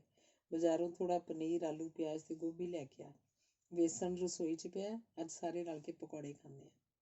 ਮੈਂ ਹੈਰਾਨ ਉਹਨਾਂ ਵੱਲ ਤੱਕਦੀ ਰਹੀ ਕਿ ਕਿਹੋ ਜਿਹਾ ਇਨਸਾਨ ਹੈ ਜਿਹਨੂੰ ਸਿਵਾਏ ਬਾਬਾ ਫਰੀਦ ਬਾਰੇ ਖੋਜ ਜਾਂ ਪੰਜਾਬੀ ਜ਼ਬਾਨ ਦੀ ਬਿਹਤਰੀ ਤੋਂ ਹੋਰ ਸਭ ਕੁਝ ਬੇਮਾਇਨੇ ਜਾਪਦਾ। ਪਕੌੜਿਆਂ ਦਾ ਸਮਾਨ ਤਾਂ ਅਸੀਂ ਲੈ ਆਏ ਤੇ ਖਾਧੇ ਵੀ, ਪਰ ਜੋ ਸਬਕ ਮੈਂ ਉਸ ਵੇਲੇ ਸਿੱਖਿਆ ਉਸੇ ਦਾ ਹੀ ਨਤੀਜਾ ਸੀ ਕਿ ਮੈਂ ਤੇ ਮੇਰੇ ਪਤੀ, ਜਿਨ੍ਹਾਂ ਦੀ ਸੋਚ ਵੀ ਪਾਪਾ ਜੀ ਵਰਗੀ ਹੈ, ਨੇ ਗਰੀਬ ਕੁੜੀਆਂ ਦੀ ਪੜ੍ਹਾਈ ਦਾ ਖਰਚ ਕਰਨ ਦਾ ਜ਼ਿੰਮਾ ਚੁੱਕਿਆ ਤੇ ਹਾਲੇ ਤੱਕ ਆਪਣੇ ਟਰਸਟ ਰਾਹੀਂ ਇਹ ਕੰਮ ਜਾਰੀ ਰੱਖ ਰਹੇ ਹਾਂ। ਹੁਣ ਇਹਨੂੰ ਕਿਸੇ ਉੱਚ ਪੱਧਰੀ ਸ਼ਖਸੀਅਤ ਦੀ ਸੁਨੱਖੀ ਸੋਚ ਵਿੱਚੋਂ ਨਿਕਲੀਆਂ ਕਿਰਨਾਂ ਦੀ ਰੌਸ਼ਨੀ ਦਾ ਅਸਰ ਨਾ ਆਖਾਂ ਤਾਂ ਕੀ ਆਖਾਂ। ਮੈਂ ਬਾਰ-ਬਾਰ ਕਿਉਂ ਨਾ ਸ਼ੁਕਰ ਕਰਾਂ ਉਸ ਰੱਬ ਦਾ ਜਿਹਨੇ ਮੈਨੂੰ ਮੇਰੇ ਨਾਨਾ ਜੀ ਪ੍ਰੋਫੈਸਰ ਸਾਹਿਬ ਸਿੰਘ ਜੀ ਦੀ ਛਾਂ ਵੀ ਮਾਣਨ ਦਾ ਮੌਕਾ ਦਿੱਤਾ ਤੇ ਆਪਣੇ ਪਾਪਾ ਜੀ ਦੀ ਵੀ, ਜਿਸ ਸਦਕਾ ਮੈਂ ਅੱਜ ਜੋ ਵੀ ਹਾਂ ਉਹ ਬਣ ਸਕੀ। ਅਗਲਾ ਲੇਖ ਹੈ, ਗੁੱਝੀ ਰਹੇ ਨਾ ਹੀਰ ਹਜ਼ਾਰ ਵਿੱਚੋਂ। ਇੱਕ ਸੁਨੇਹਾ ਪੰਜਾਬੀ ਜ਼ਬਾਨ ਦੇ ਸ਼ੈਦਾਈਆਂ ਦੇ ਨਾਂ। ਪੰਜਾਬੀਆਂ ਦੇ ਪਿਛੋਕੜ ਵੱਲ ਜੇ ਝਾਤ ਮਾਰੀਏ ਤਾਂ ਇਹਨਾਂ ਨੂੰ ਸ਼ੁਰੂ ਤੋਂ ਹੀ ਜੂਝਣਾ ਪਿਆ। ਇਸੇ ਸਦਕਾ ਪੰਜਾਬੀਆਂ ਨੂੰ ਕਿਸੇ ਵੀ ਹਾਲ 'ਚ ਜੀਣਾ ਆ ਚੁੱਕਿਆ। ਭੀੜ ਭੜੱਕੇ 'ਚ ਕਿਵੇਂ ਥਾਂ ਬਣਾਉਣੀ ਹੈ, ਆਪਣੀ ਗੱਲ ਕਿਵੇਂ ਮਨਵਾਉਣੀ ਹੈ ਤੇ ਔਖੇ ਸਮੇਂ 'ਚ ਕਿਵੇਂ ਜੂਝਣਾ ਹੈ, ਇਹਨਾਂ ਦੇ ਹੱਡੀ ਰਚਿਆ ਹੈ। ਇਹੀ ਕਾਰਨ ਹੈ ਕਿ ਸਦੀਆਂ ਤੋਂ ਹਮਲਾਵਰਾਂ ਦੀਆਂ ਜ਼ਬਾਨਾਂ ਦੇ ਅਸਰ ਹੇਠ ਰਹਿੰਦਿਆਂ ਹੋਇਆਂ ਪੰਜਾਬੀਆਂ ਨੇ ਆਪਣੀ ਜ਼ਬਾਨ ਨੂੰ ਭਾਵੇਂ ਹੋਰਨਾਂ ਢੇਰ ਸਾਰੀਆਂ ਜ਼ਬਾਨਾਂ ਦੇ ਅਸਰ ਤੇ ਉਹਨਾਂ ਦੇ ਸ਼ਬਦਾਂ ਨੂੰ ਆਪਣੀ ਜ਼ਬਾਨ 'ਚ ਸਮੋ ਕੇ ਹੀ ਸਹੀ, ਪਰ ਆਪਣੀ ਜ਼ਬਾਨ ਨੂੰ ਖਤਮ ਨਹੀਂ ਹੋਣ ਦਿੱਤਾ। ਜਿੱਥੋਂ ਤੱਕ ਪਛਾਣ ਦਾ ਸਵਾਲ ਹੈ, ਪੰਜਾਬੀਆਂ ਬਾਰੇ ਇਹੀ ਕਿਹਾ ਜਾ ਸਕਦਾ ਹੈ ਕਿ ਕਰੋੜਾਂ 'ਚ ਇੱਕ ਵੀ ਪੰਜਾਬੀ ਖੜਾ ਕੋਹਿਨੂਰ ਹੀਰੇ ਵਾਂਗ ਆਪਣੀ ਲਿਸ਼ਕ ਵਿਖਾ ਦਿੰਦਾ ਹੈ। ਆਪਣੇ ਪਹਿਰਾਵੇ ਤੇ ਆਪਣੀ ਹੋਂਦ ਜਾਂ ਵਜੂਦ ਨੂੰ ਦਰਸਾਉਣ ਲਈ ਕਈ ਵਾਰ ਜੱਦੋ-ਜਹਿਦ ਕਰਦੇ ਭਾਵੇਂ ਲੋਕਾਂ ਦੀਆਂ ਨਜ਼ਰਾਂ 'ਚ ਚੋਭ ਵੀ ਪੈਦਾ ਕਰ ਜਾਂਦੇ ਹਨ, ਪਰ ਫਿਰ ਵੀ ਆਪਣੇ ਆਲੇ ਦੁਆਲੇ ਨੂੰ ਆਪਣੇ ਹਿਸਾਬ ਨਾਲ ਢਾਲ ਲੈਣ ਦੀ ਤਾਕਤ ਸਦਕਾ ਕਿਸੇ ਵੀ ਜੁਗਤ ਜਾਂ ਜ਼ੋਰ ਨੂੰ ਵਰਤਣ ਵਿੱਚ ਰਤਾ ਸੰਕੋਚ ਨਹੀਂ ਕਰਦੇ। ਮੇਰੇ ਪਾਪਾ ਜੀ ਪ੍ਰੋਫੈਸਰ ਪ੍ਰੀਤਮ ਸਿੰਘ ਜੀ ਕਿਹਾ ਕਰਦੇ ਸਨ, ਪੰਜਾਬੀ ਲੋਕ ਹਰ ਤਰ੍ਹਾਂ ਦੇ ਜਲਵਾਯੂ 'ਚ ਦਿਨ ਕੱਟੀ ਕਰ ਲੈਂਦੇ ਹਨ। ਮੁੜ ਕੇ ਉਜੜਨ ਦੀ ਮਜਬੂਰੀ ਨੇ ਉਹਨਾਂ ਵਿੱਚ ਮੁੜ ਕੇ ਛੇਤੀ ਵਸ ਜਾਣ ਦਾ ਸੁਭਾਅ ਪੈਦਾ ਕਰ ਦਿੱਤਾ ਹੈ ਤੇ ਉਹਨਾਂ ਨੂੰ ਮਿਹਨਤੀ, ਬੇਪਰਵਾਹ ਤੇ ਨਿਡਰ ਬਣਾ ਦਿੱਤਾ ਹੈ। ਆਪਣੀ ਹੋਂਦ ਨੂੰ ਜਤਾਉਣਾ ਪੰਜਾਬੀ ਆਪਣਾ ਪੈਦਾਇਸ਼ੀ ਹੱਕ ਸਮਝਦਾ ਹੈ। ਥਾਂ ਭਾਵੇਂ ਕਿੰਨੀ ਓਪਰੀ ਹੋਵੇ, ਉਹ ਉੱਚੀ ਬੋਲਣੋਂ ਬਿਲਕੁਲ ਨਹੀਂ ਸੰਗਦਾ। ਉਹ ਦਿਨ ਰਾਤ ਆਪਣੇ ਤੇ ਆਪਣੇ ਪਰਿਵਾਰ ਦੇ ਖਾਣ ਪੀਣ ਤੇ ਰਹਿਣ ਸਹਿਣ ਦੇ ਮਿਆਰ ਨੂੰ ਉਚੇਰਾ ਕਰਨ ਦੇ ਹਰ 'ਚ ਜੁਟਿਆ ਰਹਿੰਦਾ ਹੈ। ਜਿਵੇਂ ਨਵੇਂ ਵਾਤਾਵਰਨ 'ਚੋਂ ਬੜੀ ਛੇਤੀ ਨਵੇਂ ਸੰਗੀ ਬਣਾ ਲੈਂਦਾ ਹੈ, ਉਵੇਂ ਹੀ ਨਵੇਂ ਖਿਆਲਾਂ ਨਾਲ ਮਿੱਤਰਾਚਾਰੀ ਪਾਉਂਦਿਆਂ ਵੀ ਦੇਰ ਨਹੀਂ ਲਾਉਂਦਾ।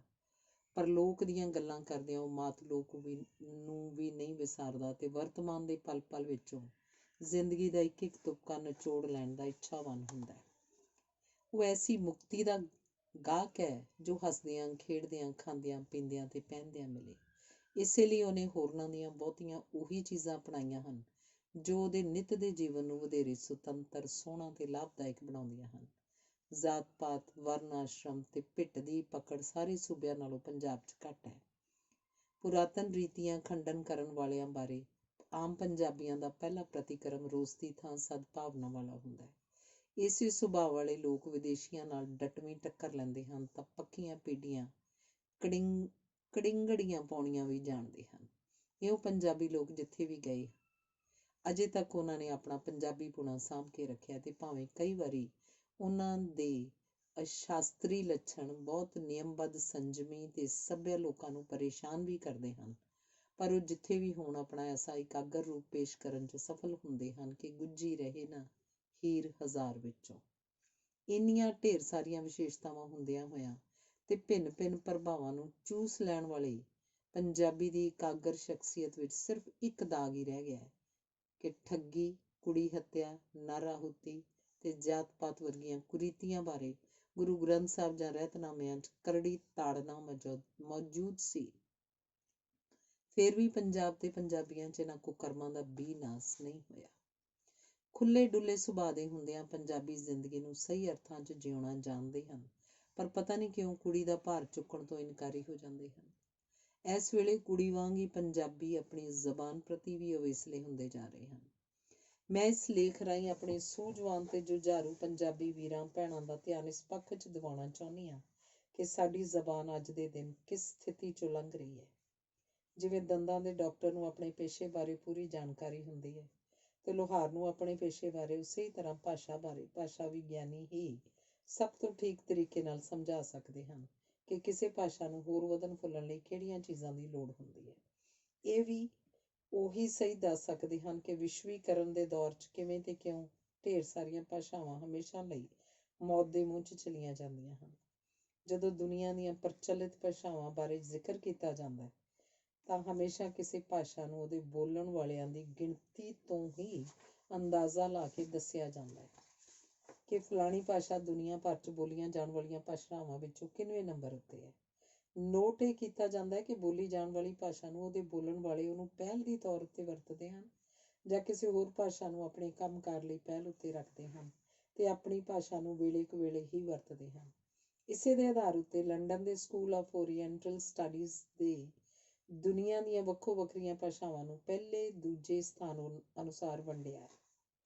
ਪਹਿਲਾ ਨੰਬਰ ਮੈਂਡਰਿਨ ਚੀਨੀ, ਜਿਨ੍ਹਾਂ ਦੀ ਮਾਤ ਭਾਸ਼ਾ ਹੈ, ਉਹ ਹਨ 1.1 ਬਿਲੀਅਨ। ਕੁੱਲ ਬੋਲਣ ਵਾਲੇ ਲੋਕ ਹੈ 1.12 ਬਿਲੀਅਨ। दूसरी भाषा है अंग्रेजी। 33 करोड़। कुल बोलण वाले लोग है 48 करोड़। स्पैनिश, जिन्हां दी मात भाषा ਇਹ ਹੈਗੀ ਹੈ 30 ਕਰੋੜ ਤੇ ਕੁੱਲ ਬੋਲਣ ਵਾਲੇ ਲੋਕ ਹੈ 32 ਕਰੋੜ। ਰੂਸੀ, ਜਿਨ੍ਹਾਂ ਦੀ ਮਾਤ ਭਾਸ਼ਾ ਹੈ ਉਹ ਹਨ 26 ਕਰੋੜ ਤੇ ਕੁੱਲ ਬੋਲਣ ਵਾਲੇ ਹੈ 28.5 ਕਰੋੜ।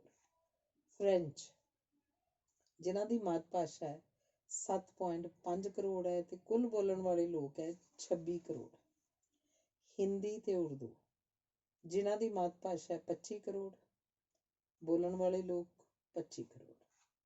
ਅਰਬੀ, 20 ਕਰੋੜ ਜਿਨ੍ਹਾਂ ਦੀ ਇਹ ਮਾਤ ਭਾਸ਼ਾ ਹੈ, 22.1 ਕਰੋੜ ਕੁੱਲ ਬੋਲਣ ਵਾਲੇ ਲੋਕ ਹੈ।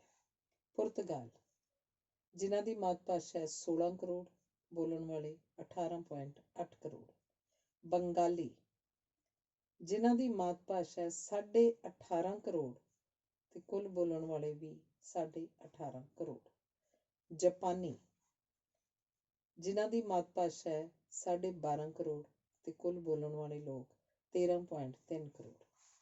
ਇਹਨਾਂ ਵਿੱਚੋਂ ਕੁਝ ਭਾਸ਼ਾਵਾਂ ਨੂੰ ਵਿਸ਼ਵ ਵਿਆਪੀ ਕਿਹਾ ਗਿਆ ਹੈ, ਜਿਹੜੀਆਂ ਆਪਣੇ ਦੇਸ਼ ਵਿੱਚ ਵੀ ਦਫ਼ਤਰੀ ਕੰਮਾਂ ਲਈ ਤੇ ਦੂਜੇ ਦੇਸ਼ਾਂ ਨਾਲ ਸਾਂਝ ਰੱਖਣ ਲਈ ਵੀ ਵਰਤੀਆਂ ਜਾ ਰਹੀਆਂ ਹਨ। ਇਹ ਹਨ ਅੰਗਰੇਜ਼ੀ, ਸਪੈਨਿਸ਼, ਰੂਸੀ, ਫ੍ਰੈਂਚ ਤੇ ਅਰਬੀ ਭਾਸ਼ਾਵਾਂ।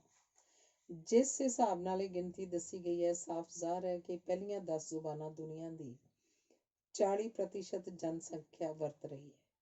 ਜੇ ਉੱਪਰਲੀਆਂ 20 ਜ਼ਬਾਨਾਂ ਗਿਣ ਲਈਏ ਤਾਂ ਪੂਰੀ ਦੁਨੀਆ ਵਿੱਚੋਂ ਅੱਧੀ ਜਨਸੰਖਿਆ ਬਣ ਜਾਏਗੀ, ਜਿਹੜੇ ਸਿਰਫ 20 ਜ਼ਬਾਨਾਂ ਵਿੱਚ ਹੀ ਸਿਮਟ ਕੇ ਰਹਿ ਗਏ ਹਨ। ਕੁਝ ਹੋਰ ਸੌਖੇ ਤਰੀਕੇ ਸਮਝਾਉਣ ਲਈ ਇਹ ਬਥੇਰਾ ਹੈ ਕਿ 6700 ਜ਼ਬਾਨਾਂ ਦੇ ਹੁੰਦਿਆਂ ਦੁਨੀਆ ਦੀਆਂ 96% ਆਬਾਦੀ ਸਿਰਫ 4% ਜ਼ਬਾਨਾਂ ਨੂੰ ਹੀ ਵਰਤੋਂ 'ਚ ਲਿਆ ਰਹੀ ਹੈ। ਇਹਦਾ ਮਤਲਬ ਇਹ ਹੋਇਆ ਕਿ ਸਿਰਫ 4% ਜਨਸੰਖਿਆ ਦੇ ਮੋਢੇ ਉੱਤੇ ਬਾਕੀ ਦੀਆਂ 96% ਜ਼ਬਾਨਾਂ ਨੂੰ ਅੱਗੇ ਤੋਰਨ ਦੀ ਜ਼ਿੰਮੇਵਾਰੀ ਹੈ। ਆਸਟ੍ਰੇਲੀਆ ਜਾਂ ਅਮਰੀਕਾ ਦੇ ਕਈ ਹਿੱਸਿਆਂ ਵਿੱਚ ਤਾਂ ਕਿਸੇ ਇੱਕ ਜ਼ਬਾਨ ਨੂੰ ਬੋਲਣ ਵਾਲਾ ਇੱਕੋ ਟੱਬਰ ਹੀ ਬਚਿਆ ਹੈ ਤੇ ਇੱਕ ਜ਼ਬਾਨ ਤਾਂ ਸਿਰਫ ਇੱਕ ਬਜ਼ੁਰਗ ਹੀ ਬੋਲ ਰਿਹਾ, ਜਿਹਦੀ ਜ਼ਬਾਨ ਦੀਆਂ CDs ਬਣਾਈਆਂ ਜਾ ਰਹੀਆਂ ਹਨ ਤਾਂ ਜੋ ਉਸ ਬਜ਼ੁਰਗ ਦੇ ਤੁਰ ਜਾਣ ਪਿੱਛੋਂ ਉਸ ਜ਼ਬਾਨ 'ਚ ਰਚੇ ਸਾਹਿਤ ਜਾਂ ਉਸ ਜ਼ਬਾਨ ਨਾਲ ਜੁੜੇ ਸੱਭਿਆਚਾਰ ਬਾਰੇ ਕੋਈ ਜਾਣਕਾਰੀ ਬਚੀ ਰਹਿ ਸਕੇ। ਹਰ 15 ਦਿਨ ਇੱਕ ਜ਼ਬਾਨ ਖਤਮ ਹੋ ਜਾਣ ਵਾਲੀ ਗੱਲ ਇਸ ਕਰਕੇ ਉੱਠੀ ਸੀ ਕਿਉਂਕਿ ਬਹੁਤੇ ਭਾਸ਼ਾ ਵਿਗਿਆਨੀਆਂ ਦੀ ਖੋਜ ਇੱਕੋ ਗੱਲ ਉੱਤੇ ਕੇਂਦਰਿਤ ਹੋ ਰਹੀ ਸੀ ਕਿ ਵੱਖੋ ਵੱਖਰੀਆਂ ਭਾਸ਼ਾਵਾਂ ਨੂੰ ਪਨਪ ਜਾਣ ਲਈ ਥਾਂ ਬਚੀ ਨਹੀਂ ਤੇ ਵਿਸ਼ਵੀਕਰਨ ਦਾ ਦੈਂਤ ਨਿੱਕੀਆਂ ਭਾਸ਼ਾਵਾਂ ਨੂੰ ਸਾਹ ਲੈਣ ਲਈ ਥਾਂ ਦੇ ਹੀ ਨਹੀਂ ਰਿਹਾ, ਜਿਸ ਸਦਕਾ ਘੱਟੋ ਘੱਟ ਅੱਧੀਆਂ ਜਾਂ 3000 ਤੋਂ ਵੱਧ ਭਾਸ਼ਾਵਾਂ ਤਾਂ ਹਰ ਹਾਲ 'ਚ ਅਗਲੇ 100 ਸਾਲਾਂ 'ਚ ਖਤਮ ਹੋ ਜਾਣ ਵਾਲੀਆਂ ਹਨ। ਇਸੇ ਨੂੰ ਸੌਖੇ ਤਰੀਕੇ ਸਮਝਾਉਣ ਲਈ ਇਹ ਕਹਿ ਦਿੱਤਾ ਗਿਆ ਹੈ ਕਿ ਅੰਦਾਜ਼ਨ ਹਰ 2 ਹਫ਼ਤਿਆਂ ਬਾਅਦ ਇੱਕ ਜ਼ਬਾਨ ਦਾ ਸਫਾਇਆ ਹੋਇਆ ਸਮਝੋ। ਖਾਤਮੇ ਵੱਲ ਕਦਮ ਪੁੱਟ ਰਹੀਆਂ ਭਾਸ਼ਾਵਾਂ ਉਹ ਵੇਖੀਆਂ ਗਈਆਂ ਹਨ ਜਿਹੜੀਆਂ ਆਪੋ ਆਪਣੀ ਮਾਤ ਭਾਸ਼ਾ ਵਾਲੀ ਥਾਂ ਉੱਤੇ ਆਪਣਿਆਂ ਵੱਲੋਂ ਹੀ ਅਗਾਂਹ ਵਧਣ ਲਈ ਵਿੱਚ ਸਮਰੱਥ ਨਹੀਂ ਸਮਝੀਆਂ ਜਾਂਦੀਆਂ। ਆਮ ਆਦਮੀ ਨੂੰ ਸੌਖੇ ਤਰੀਕੇ ਖਾਤਮੇ ਵੱਲ ਜਾ ਰਹੀਆਂ ਭਾਸ਼ਾਵਾਂ ਲੱਭਣ ਲਈ ਇਹ ਨੁਕਤੇ ਦੱਸੇ ਗਏ ਹਨ। ਨੰਬਰ 1, ਆਪਣੀ ਮਾਤ ਭਾਸ਼ਾ ਉੱਤੇ ਵੀ ਸਰਕਾਰੀ ਕੰਮਕਾਰ 'ਚ ਮਾਤ ਭਾਸ਼ਾ ਤੋਂ ਇਲਾਵਾ ਕੋਈ ਹੋਰ ਅੰਤਰਰਾਸ਼ਟਰੀ ਜ਼ਬਾਨ ਵਰਤੋਂ 'ਚ ਆ ਰਹੀ ਹੈ। ਨੰਬਰ 2, ਪ੍ਰੀ ਨਰਸਰੀ ਸਕੂਲਾਂ 'ਚ ਮਾਤ ਭਾਸ਼ਾ ਦੀ ਥਾਂ ਹੋਰ ਅੰਤਰਰਾਸ਼ਟਰੀ ਜ਼ਬਾਨ ਸਿੱਖਣ ਤੇ ਬੋਲਣ 'ਚ ਜ਼ੋਰ ਪਾਇਆ ਗਿਆ। ਨੰਬਰ 3, ਕੋਈ ਹੋਰ ਦੂਜੀ ਜ਼ਬਾਨ ਸਿੱਖਣ ਲਈ ਮਾਤ ਭਾਸ਼ਾ ਉੱਤੇ ਹੀ ਥਾਂ ਕੇਂਦਰ ਖੋਲ੍ਹ ਦਿੱਤੇ ਗਏ ਹਨ। ਕੋਈ ਹੋਰ ਦੂਜੀ ਜ਼ਬਾਨ ਸਿੱਖਣ ਲਈ ਮਾਤ ਭੂਮੀ ਉੱਤੇ ਹੀ ਥਾਂ ਕੇਂਦਰ ਖੋਲ੍ਹ ਦਿੱਤੇ ਗਏ ਹਨ, ਜਿਹੜੇ ਇਹ ਲਾਲਚ ਦੇ ਰਹੇ ਹੋਣ ਕਿ ਮਾਂ ਬੋਲੀ ਤਿਆਗ ਕੇ ਹੋਰ ਦੇਸ਼ਾਂ 'ਚ ਵਧੀਆ ਕਮਾਈ ਤੇ ਕਿੱਤੇ ਲਈ ਵਿਸ਼ਵ ਵਿਆਪੀ ਭਾਸ਼ਾ ਸਿੱਖੋ। ਨੰਬਰ 4, ਸਕੂਲਾਂ 'ਚ ਮਾਂ ਬੋਲੀ ਪ੍ਰੋਤਸਾਹਿਤ ਨਾ ਕੀਤੀ ਜਾ ਰਹੀ ਹੋਵੇ ਤੇ ਕਿਸੇ ਇੱਕ ਪੀਰੀਅਡ ਤੱਕ ਹੀ ਸੀਮਤ ਹੋ ਕੇ ਰਹਿ ਗਈ ਹੋਵੇ। ਨੰਬਰ 5, ਉੱਚ ਪੱਧਰੀ ਜਾਂ ਜ਼ਿਆਦਾ ਪੜ੍ਹੇ ਲਿਖਿਆਂ ਦੀਆਂ ਪਾਰਟੀਆਂ ਜਾਂ ਸਮਾਗਮਾਂ ਵਿੱਚ ਮਾਂ ਬੋਲੀ ਦੀ ਵਰਤੋਂ ਨਾ ਬਰਾਬਰ ਹੋਵੇ ਤੇ ਅਜਿਹੀ ਥਾਂ ਉੱਤੇ ਮਾਂ ਬੋਲੀ ਬੋਲਣ ਵਾਲੇ ਨੂੰ ਹੀਨ ਭਾਵਨਾ ਦਾ ਸ਼ਿਕਾਰ ਹੋਣਾ ਪਵੇ। ਨੰਬਰ 6, ਘਰਾਂ 'ਚ ਮਾਪੇ ਹੀ ਆਪਣੇ ਬੱਚਿਆਂ ਨੂੰ ਵਿਸ਼ਵ ਵਿਆਪੀ ਜ਼ਬਾਨ ਬੋਲਣ ਤੇ ਸਿੱਖਣ ਲਈ ਪ੍ਰੇਰਿਤ ਕਰ ਰਹੇ ਹਨ। ਨੰਬਰ 7, ਵਿਗਿਆਨਕ ਜਾਂ ਖੋਜ ਭਰਪੂਰ ਕਾਰਜ ਤੇ ਉੱਚ ਪੱਧਰੀ ਸਿੱਖਿਆ ਮਾਂ ਬੋਲੀ ਵਿੱਚ ਮੌਜੂਦ ਨਾ ਹੋਵੇ ਤੇ ਕਿਸੇ ਹੋਰ ਵਿਸ਼ਵ ਵਿਆਪੀ ਜ਼ਬਾਨ 'ਚ ਪੜ੍ਹਨੇ ਪੈ ਰਹੇ ਹੋਵੇ। ਤੇ ਨੰਬਰ 8, ਗੀਤ, ਸੰਗੀਤ, ਫਿਲਮਾਂ ਤੇ ਹੋਰ ਮਨੋਰੰਜਨ ਦੇ ਸਾਧਨਾਂ ਵਿੱਚ ਵੀ ਜ਼ਿਆਦਾਤਰ ਮਾਂ ਬੋਲੀ ਤੋਂ ਸਿਵਾ ਹੋਰ ਕੋਈ ਭਾਸ਼ਾ ਦੀ ਵਰਤੋਂ ਵੱਧ ਹੋ ਰਹੀ ਹੋਵੇ। ਇਹਨਾਂ ਨੁਕਤਿਆਂ ਦੇ ਹੁੰਦਿਆਂ ਇਹ ਪੱਕਾ ਦੱਸ ਦਿੱਤਾ ਗਿਆ ਕਿ ਅਜਿਹੀ ਮਾਂ ਬੋਲੀ ਦੇ ਕੁਝ ਅੱਖਰ ਹਮੇਸ਼ਾ ਲਈ ਲੋਪ ਹੋ ਜਾਂਦੇ ਹਨ ਜਿਹੜੇ ਵਰਤੋਂ ਵਿੱਚ ਨਾ ਆ ਰਹੇ ਹੋਣ। ਜਿਹੜੇ ਅੱਖਰ ਘਰ ਵਿਚਲੇ ਬਜ਼ੁਰਗ ਦੇ ਸੁਰਗਵਾਸ ਹੁੰਦੇ ਸਾਰ ਹਮੇਸ਼ਾ ਲਈ ਉਹਦੇ ਨਾਲ ਹੀ ਸੌਂ ਜਾਂਦੇ ਹਨ। ਅਗਲੀ ਪਨੀਰੀ ਦੋ ਜ਼ਬਾਨਾਂ ਯਾਨੀ ਮਾਂ ਬੋਲੀ ਤੇ ਦੂਜੀ ਵਿਸ਼ਵ ਵਿਆਪੀ ਜ਼ਬਾਨ ਵਿੱਚੋਂ ਆਪਣੇ ਮਾਪਿਆਂ ਤੇ ਉਸਤਾਦਾਂ ਵੱਲੋਂ ਮਿਲੇ ਸੁਨੇਹੇ ਕਿ ਕਿਹੜੀ ਜ਼ਿਆਦਾ ਜ਼ਰੂਰੀ ਹੈ, ਸਦਕਾ ਹੀ ਆਪਣਾ ਝੁਕਾਅ ਬਣਾਉਂਦੇ ਹਨ ਕਿ ਕਿਹੜੀ ਜ਼ਬਾਨ ਅਪਣਾਉਣੀ ਹੈ। ਜੇ ਸਕੂਲਾਂ 'ਚ ਉਸਤਾਦ ਦੂਜੀ ਜ਼ਬਾਨ ਲਈ ਪ੍ਰੇਰਦੇ ਹੋਣ ਪਰ ਮਾਪੇ ਘਰ 'ਚ ਮਾਂ ਬੋਲੀ ਬੋਲਦੇ ਹੋਣ ਤਾਂ ਬੱਚੇ ਦੇ ਦਿਮਾਗ ਅੰਦਰ ਮਾਂ ਬੋਲੀ ਦੇ ਜਿੰਦਾ ਹੋਣ ਦੇ ਆਸਾਰ ਤਾਂ ਹੁੰਦੇ ਹਨ, ਪਰ ਬਹੁਤ ਛੋਟੇ ਘੇਰੇ ਵਾਲੇ। ਜੇ ਘਰ 'ਚ ਵੀ ਮਾਪੇ ਬੱਚੇ ਨਾਲ ਮਾਂ ਬੋਲੀ 'ਚ ਨਾ ਬੋਲਦੇ ਹੋਣ ਤਾਂ ਅਗਲੀ ਪਨੀਰੀ ਉਸ ਜ਼ਬਾਨ ਤੋਂ ਪਹਿਲਾਂ ਤਾਂ ਲਿਖਣ ਤੇ ਬੋਲਣ ਤੋਂ ਕਿਨਾਰਾ ਕਰਦੀ ਹੈ, ਪਰ ਸਮਝਦੀ ਜ਼ਰੂਰ ਹੈ। ਇਸ ਤੋਂ ਅਗਲੀ ਪੀੜ੍ਹੀ ਇਹ ਬੋਲੀ ਸਮਝਣ ਤੋਂ ਵੀ ਇਨਕਾਰੀ ਹੋ ਜਾਂਦੀ ਹੈ, ਜਿਸ ਸਦਕਾ ਤੀਜੀ ਪੀੜ੍ਹੀ ਤੱਕ ਪਹੁੰਚਦੇ ਉਹ ਟੱਬਰ ਵਿੱਚੋਂ ਮਾਂ ਬੋਲੀ ਪੂਰੀ ਤਰ੍ਹਾਂ ਲੋਪ ਹੋ ਜਾਂਦੀ ਹੈ। ਜੇ ਵੱਡੀ ਪੱਧਰ ਉੱਤੇ ਇਹ ਹੋ ਰਿਹਾ ਹੋਵੇ, ਜਿਵੇਂ 3000 ਤੋਂ ਉੱਪਰ ਜ਼ਬਾਨਾਂ ਨਾਲ ਇਸ ਵੇਲੇ ਹੋ ਰਿਹਾ ਹੈ, ਤਾਂ ਉਹ ਜ਼ਬਾਨ ਤੀਜੀ ਪੁਸ਼ਤ ਯਾਨੀ 100 ਸਾਲਾਂ ਬਾਅਦ ਕੋਈ ਨਾਮੋ ਨਿਸ਼ਾਨ ਨਹੀਂ ਛੱਡਦੀ। ਕਿਸ ਭਾਸ਼ਾ ਨੇ ਜ਼ਿਆਦਾ ਦੇਰ ਬਚਣਾ ਹੈ, ਇਸ ਉੱਤੇ ਨਿਰਭਰ ਕਰਦਾ ਹੈ ਕਿ ਉਹ ਕਿਸ ਦੇਸ਼ ਨਾਲ ਸੰਬੰਧਿਤ ਹੈ, ਉਸ ਦੇਸ਼ ਦਾ ਕਿੰਨਾ ਵਿਕਾਸ ਹੋ ਚੁੱਕਿਆ ਤੇ ਉਸ ਦੇਸ਼ ਦਾ ਰਾਜ ਪ੍ਰਬੰਧ, ਆਰਥਿਕ ਵਿਕਾਸ ਤੇ ਸੱਭਿਆਚਾਰਕ ਹੋਰਨਾਂ ਉੱਤੇ ਕਿੰਨਾ ਤਗੜਾ ਅਸਰ ਪਾ ਰਿਹਾ ਹੈ। ਉਸ ਦੇਸ਼ ਦਾ ਹੋਰਨਾਂ ਦੇਸ਼ਾਂ ਵਿਚਾਲੇ ਵਿਕਾਸ ਉੱਤੇ ਜਾਂ ਦੂਜੇ ਦੇਸ਼ ਦੇ ਢਿੱਲੇ ਰਾਜਨੀਤਿਕ ਪ੍ਰਬੰਧ ਉੱਤੇ ਕਿੰਨਾ ਕੁ ਅਸਰ ਛੱਡਣ ਦੀ ਤਾਕਤ ਹੈ। ਇਸ ਸਭ ਤੋਂ ਇਲਾਵਾ ਕਿਸੇ ਵੀ ਮਾਂ ਬੋਲੀ ਨਾਲ ਜੁੜਿਆ ਬੰਦਾ ਪੂਰੇ ਦਿਨ 'ਚ ਕਿਹੜੀ ਭਾਸ਼ਾ ਜ਼ਿਆਦਾ ਬੋਲਦਾ ਹੈ ਤੇ ਉਹਦਾ ਬਾਕੀਆਂ ਉੱਤੇ ਕਿੰਨਾ ਅਸਰ ਰਸੂਖ ਹੈ ਉੱਤੇ ਵੀ ਨਿਰਭਰ ਕਰਦਾ ਹੈ ਕਿ ਉਹਦੇ ਆਲੇ ਦੁਆਲੇ ਨਾਲ ਜੁੜੇ ਲੋਕ ਦੂਜੀ ਭਾਸ਼ਾ ਨੂੰ ਅਪਣਾਉਣ ਦੀ ਕਿੰਨੀ ਕੋਸ਼ਿਸ਼ ਕਰਦੇ ਹਨ।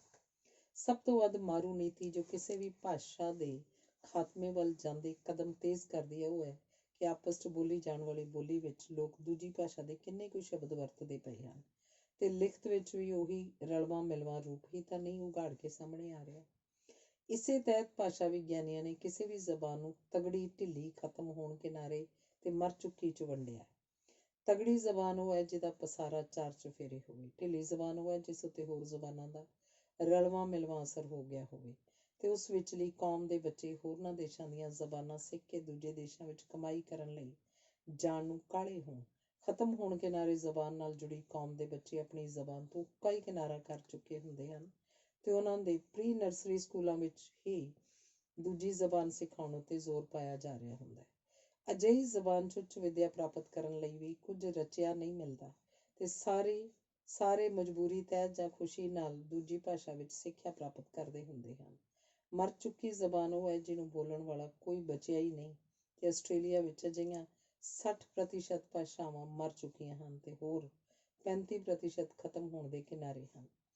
ਜਦੋਂ ਕਿਸੇ ਜ਼ਬਾਨ ਨੂੰ ਬਚਾਉਣ ਲਈ ਕਦਮ ਪੁੱਟੇ ਜਾ ਰਹੇ ਹੋਣ ਤਾਂ ਉਹ ਵੀ ਸਾਰਥਕ ਹੋਣਗੇ ਜਾਂ ਨਹੀਂ, ਇਸ ਉੱਤੇ ਨਿਰਭਰ ਕਰਦਾ ਹੈ ਕਿ ਉਹਨੂੰ ਬੋਲਣ ਵਾਲੇ ਫਲੂਐਂਟ ਸਪੀਕਰ ਹਨ ਜਾਂ semi speaker.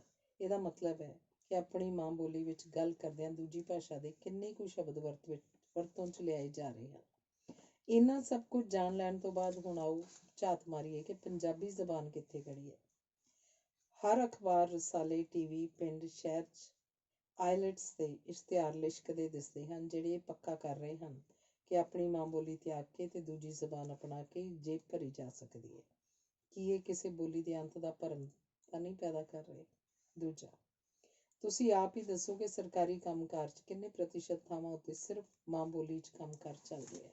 Number 3, pre nursery ਸਕੂਲਾਂ ਵਿੱਚ ਮਾਂ ਬੋਲੀ ਦਾ ਨਾਮੋ ਨਿਸ਼ਾਨ ਹੀ ਨਹੀਂ ਤੇ ਬੱਚੇ ਦੇ ਬਣਦੇ ਦਿਮਾਗ ਦੇ ਸੈੱਲਾਂ 'ਚ ਅੰਗਰੇਜ਼ੀ ਜ਼ਬਾਨ ਦੀ ਪੱਕੀ ਛਾਪ ਲਾਈ ਜਾ ਰਹੀ ਹੈ। ਨੰਬਰ 4, ਪੰਜਾਬ ਅੰਦਰ ਸਕੂਲਾਂ ਵਿੱਚ ਮਾਂ ਬੋਲੀ ਬੋਲਣ ਉੱਤੇ ਫਾਈਨ ਲੱਗਦਾ ਹੈ ਤੇ ਸਿਵਾਏ ਇੱਕ ਪੀਰੀਅਡ ਦੇ ਬਾਕੀ ਸਮੇਂ ਉੱਤੇ ਅੰਗਰੇਜ਼ੀ ਦਾ ਹੀ ਬੋਲਬਾਲਾ ਹੈ।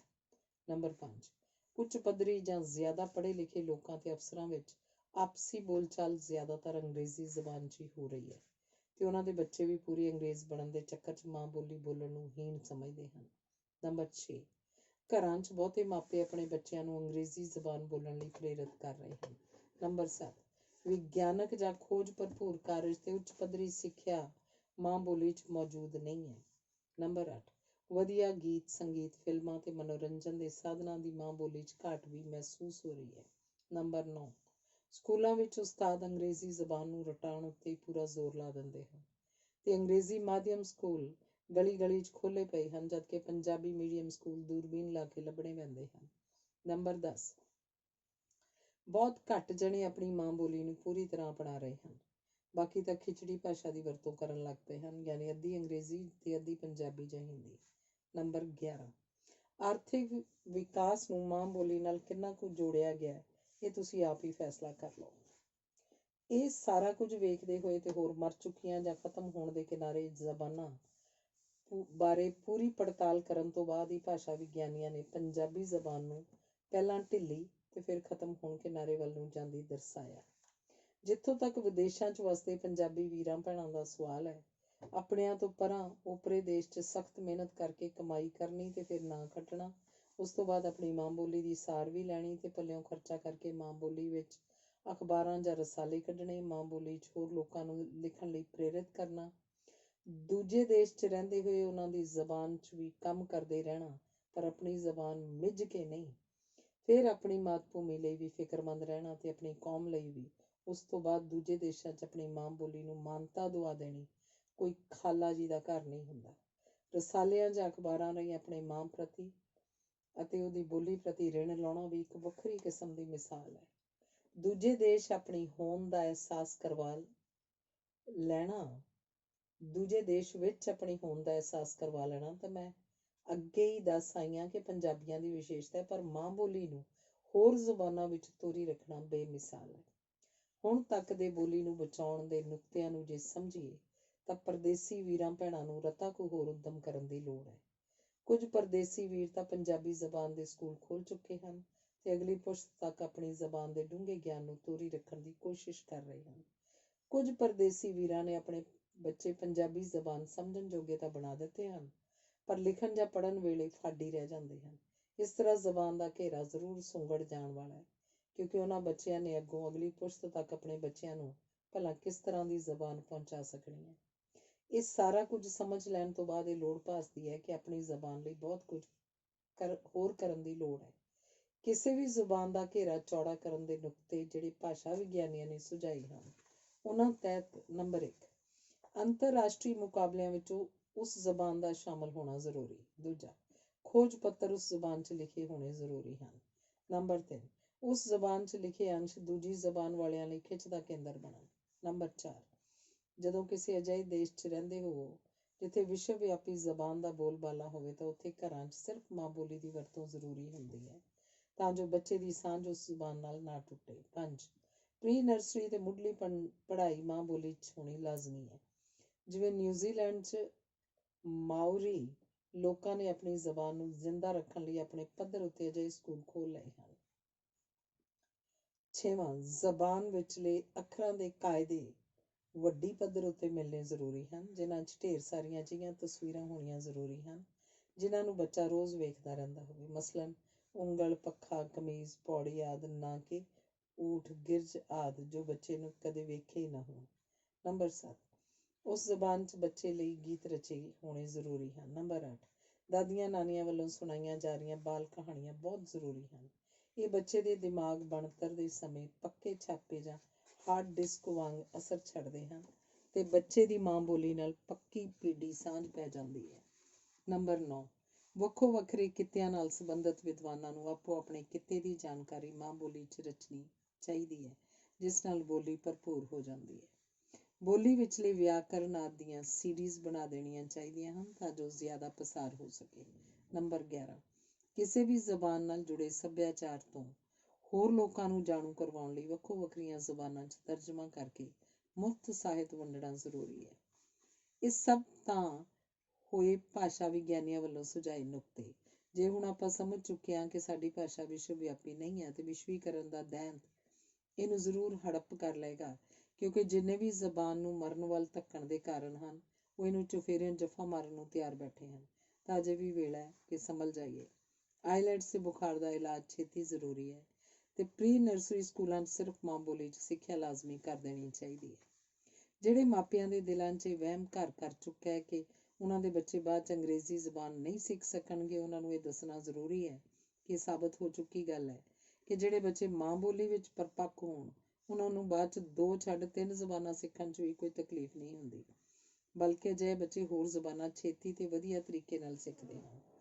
ਪਰਦੇਸਾਂ ਵਿੱਚ ਆਪਣੀ ਮਾਂ ਬੋਲੀ ਲਈ ਜੂਝਦੇ ਵੀਰਾਂ ਭੈਣਾਂ ਨੇ ਵੀ ਭਾਸ਼ਾ ਵਿਗਿਆਨੀਆਂ ਦੀ ਇਹ ਚੇਤਾਵਨੀ ਪੜ੍ਹ ਲਈ ਹੋਵੇ ਤਾਂ ਵੇਲੇ ਸਿਰ ਆਪਣੇ ਬੱਚਿਆਂ ਨੂੰ ਮਾਂ ਬੋਲੀ ਲਿਖਣ ਤੇ ਪੜ੍ਹਨ ਵੱਲ ਉਤਸ਼ਾਹਿਤ ਕਰਨਾ ਪਏਗਾ, ਨਾ ਕਿ ਸਿਰਫ ਬੋਲਣ ਤੱਕ। ਜਿਵੇਂ ਮੈਂ ਸ਼ੁਰੂ 'ਚ ਹੀ ਦੱਸਿਆ ਕਿ ਪੰਜਾਬੀਆਂ ਨੂੰ ਜੂਝਣ ਦਾ ਵੱਲ ਆ ਗਿਆ ਹੋਇਆ, ਇਸ ਲਈ ਆਪਣੀ ਹੋਂਦ ਦਾ ਅਹਿਸਾਸ ਕਰਵਾਉਣ ਦੇ ਨਾਲ ਨਾਲ ਆਪਣੀ ਜ਼ਬਾਨ ਲਈ ਵੀ ਜੇ ਭੀੜ ਵਿੱਚ ਘੁਸ ਕੇ ਥਾਂ ਬਣਾਉਣ ਵੱਲ ਧਿਆਨ ਦੇਣਗੇ ਤਾਂ ਕੋਈ ਵੱਡੀ ਗੱਲ ਨਹੀਂ ਕਿ ਸਾਰੇ ਵਿਕਸਿਤ ਦੇਸ਼ਾਂ ਵਿੱਚ ਵੀ ਆਪਣੀ ਮਾਂ ਬੋਲੀ ਨੂੰ ਮਾਨਤਾ ਦਿਵਾ ਦੇਣਗੇ।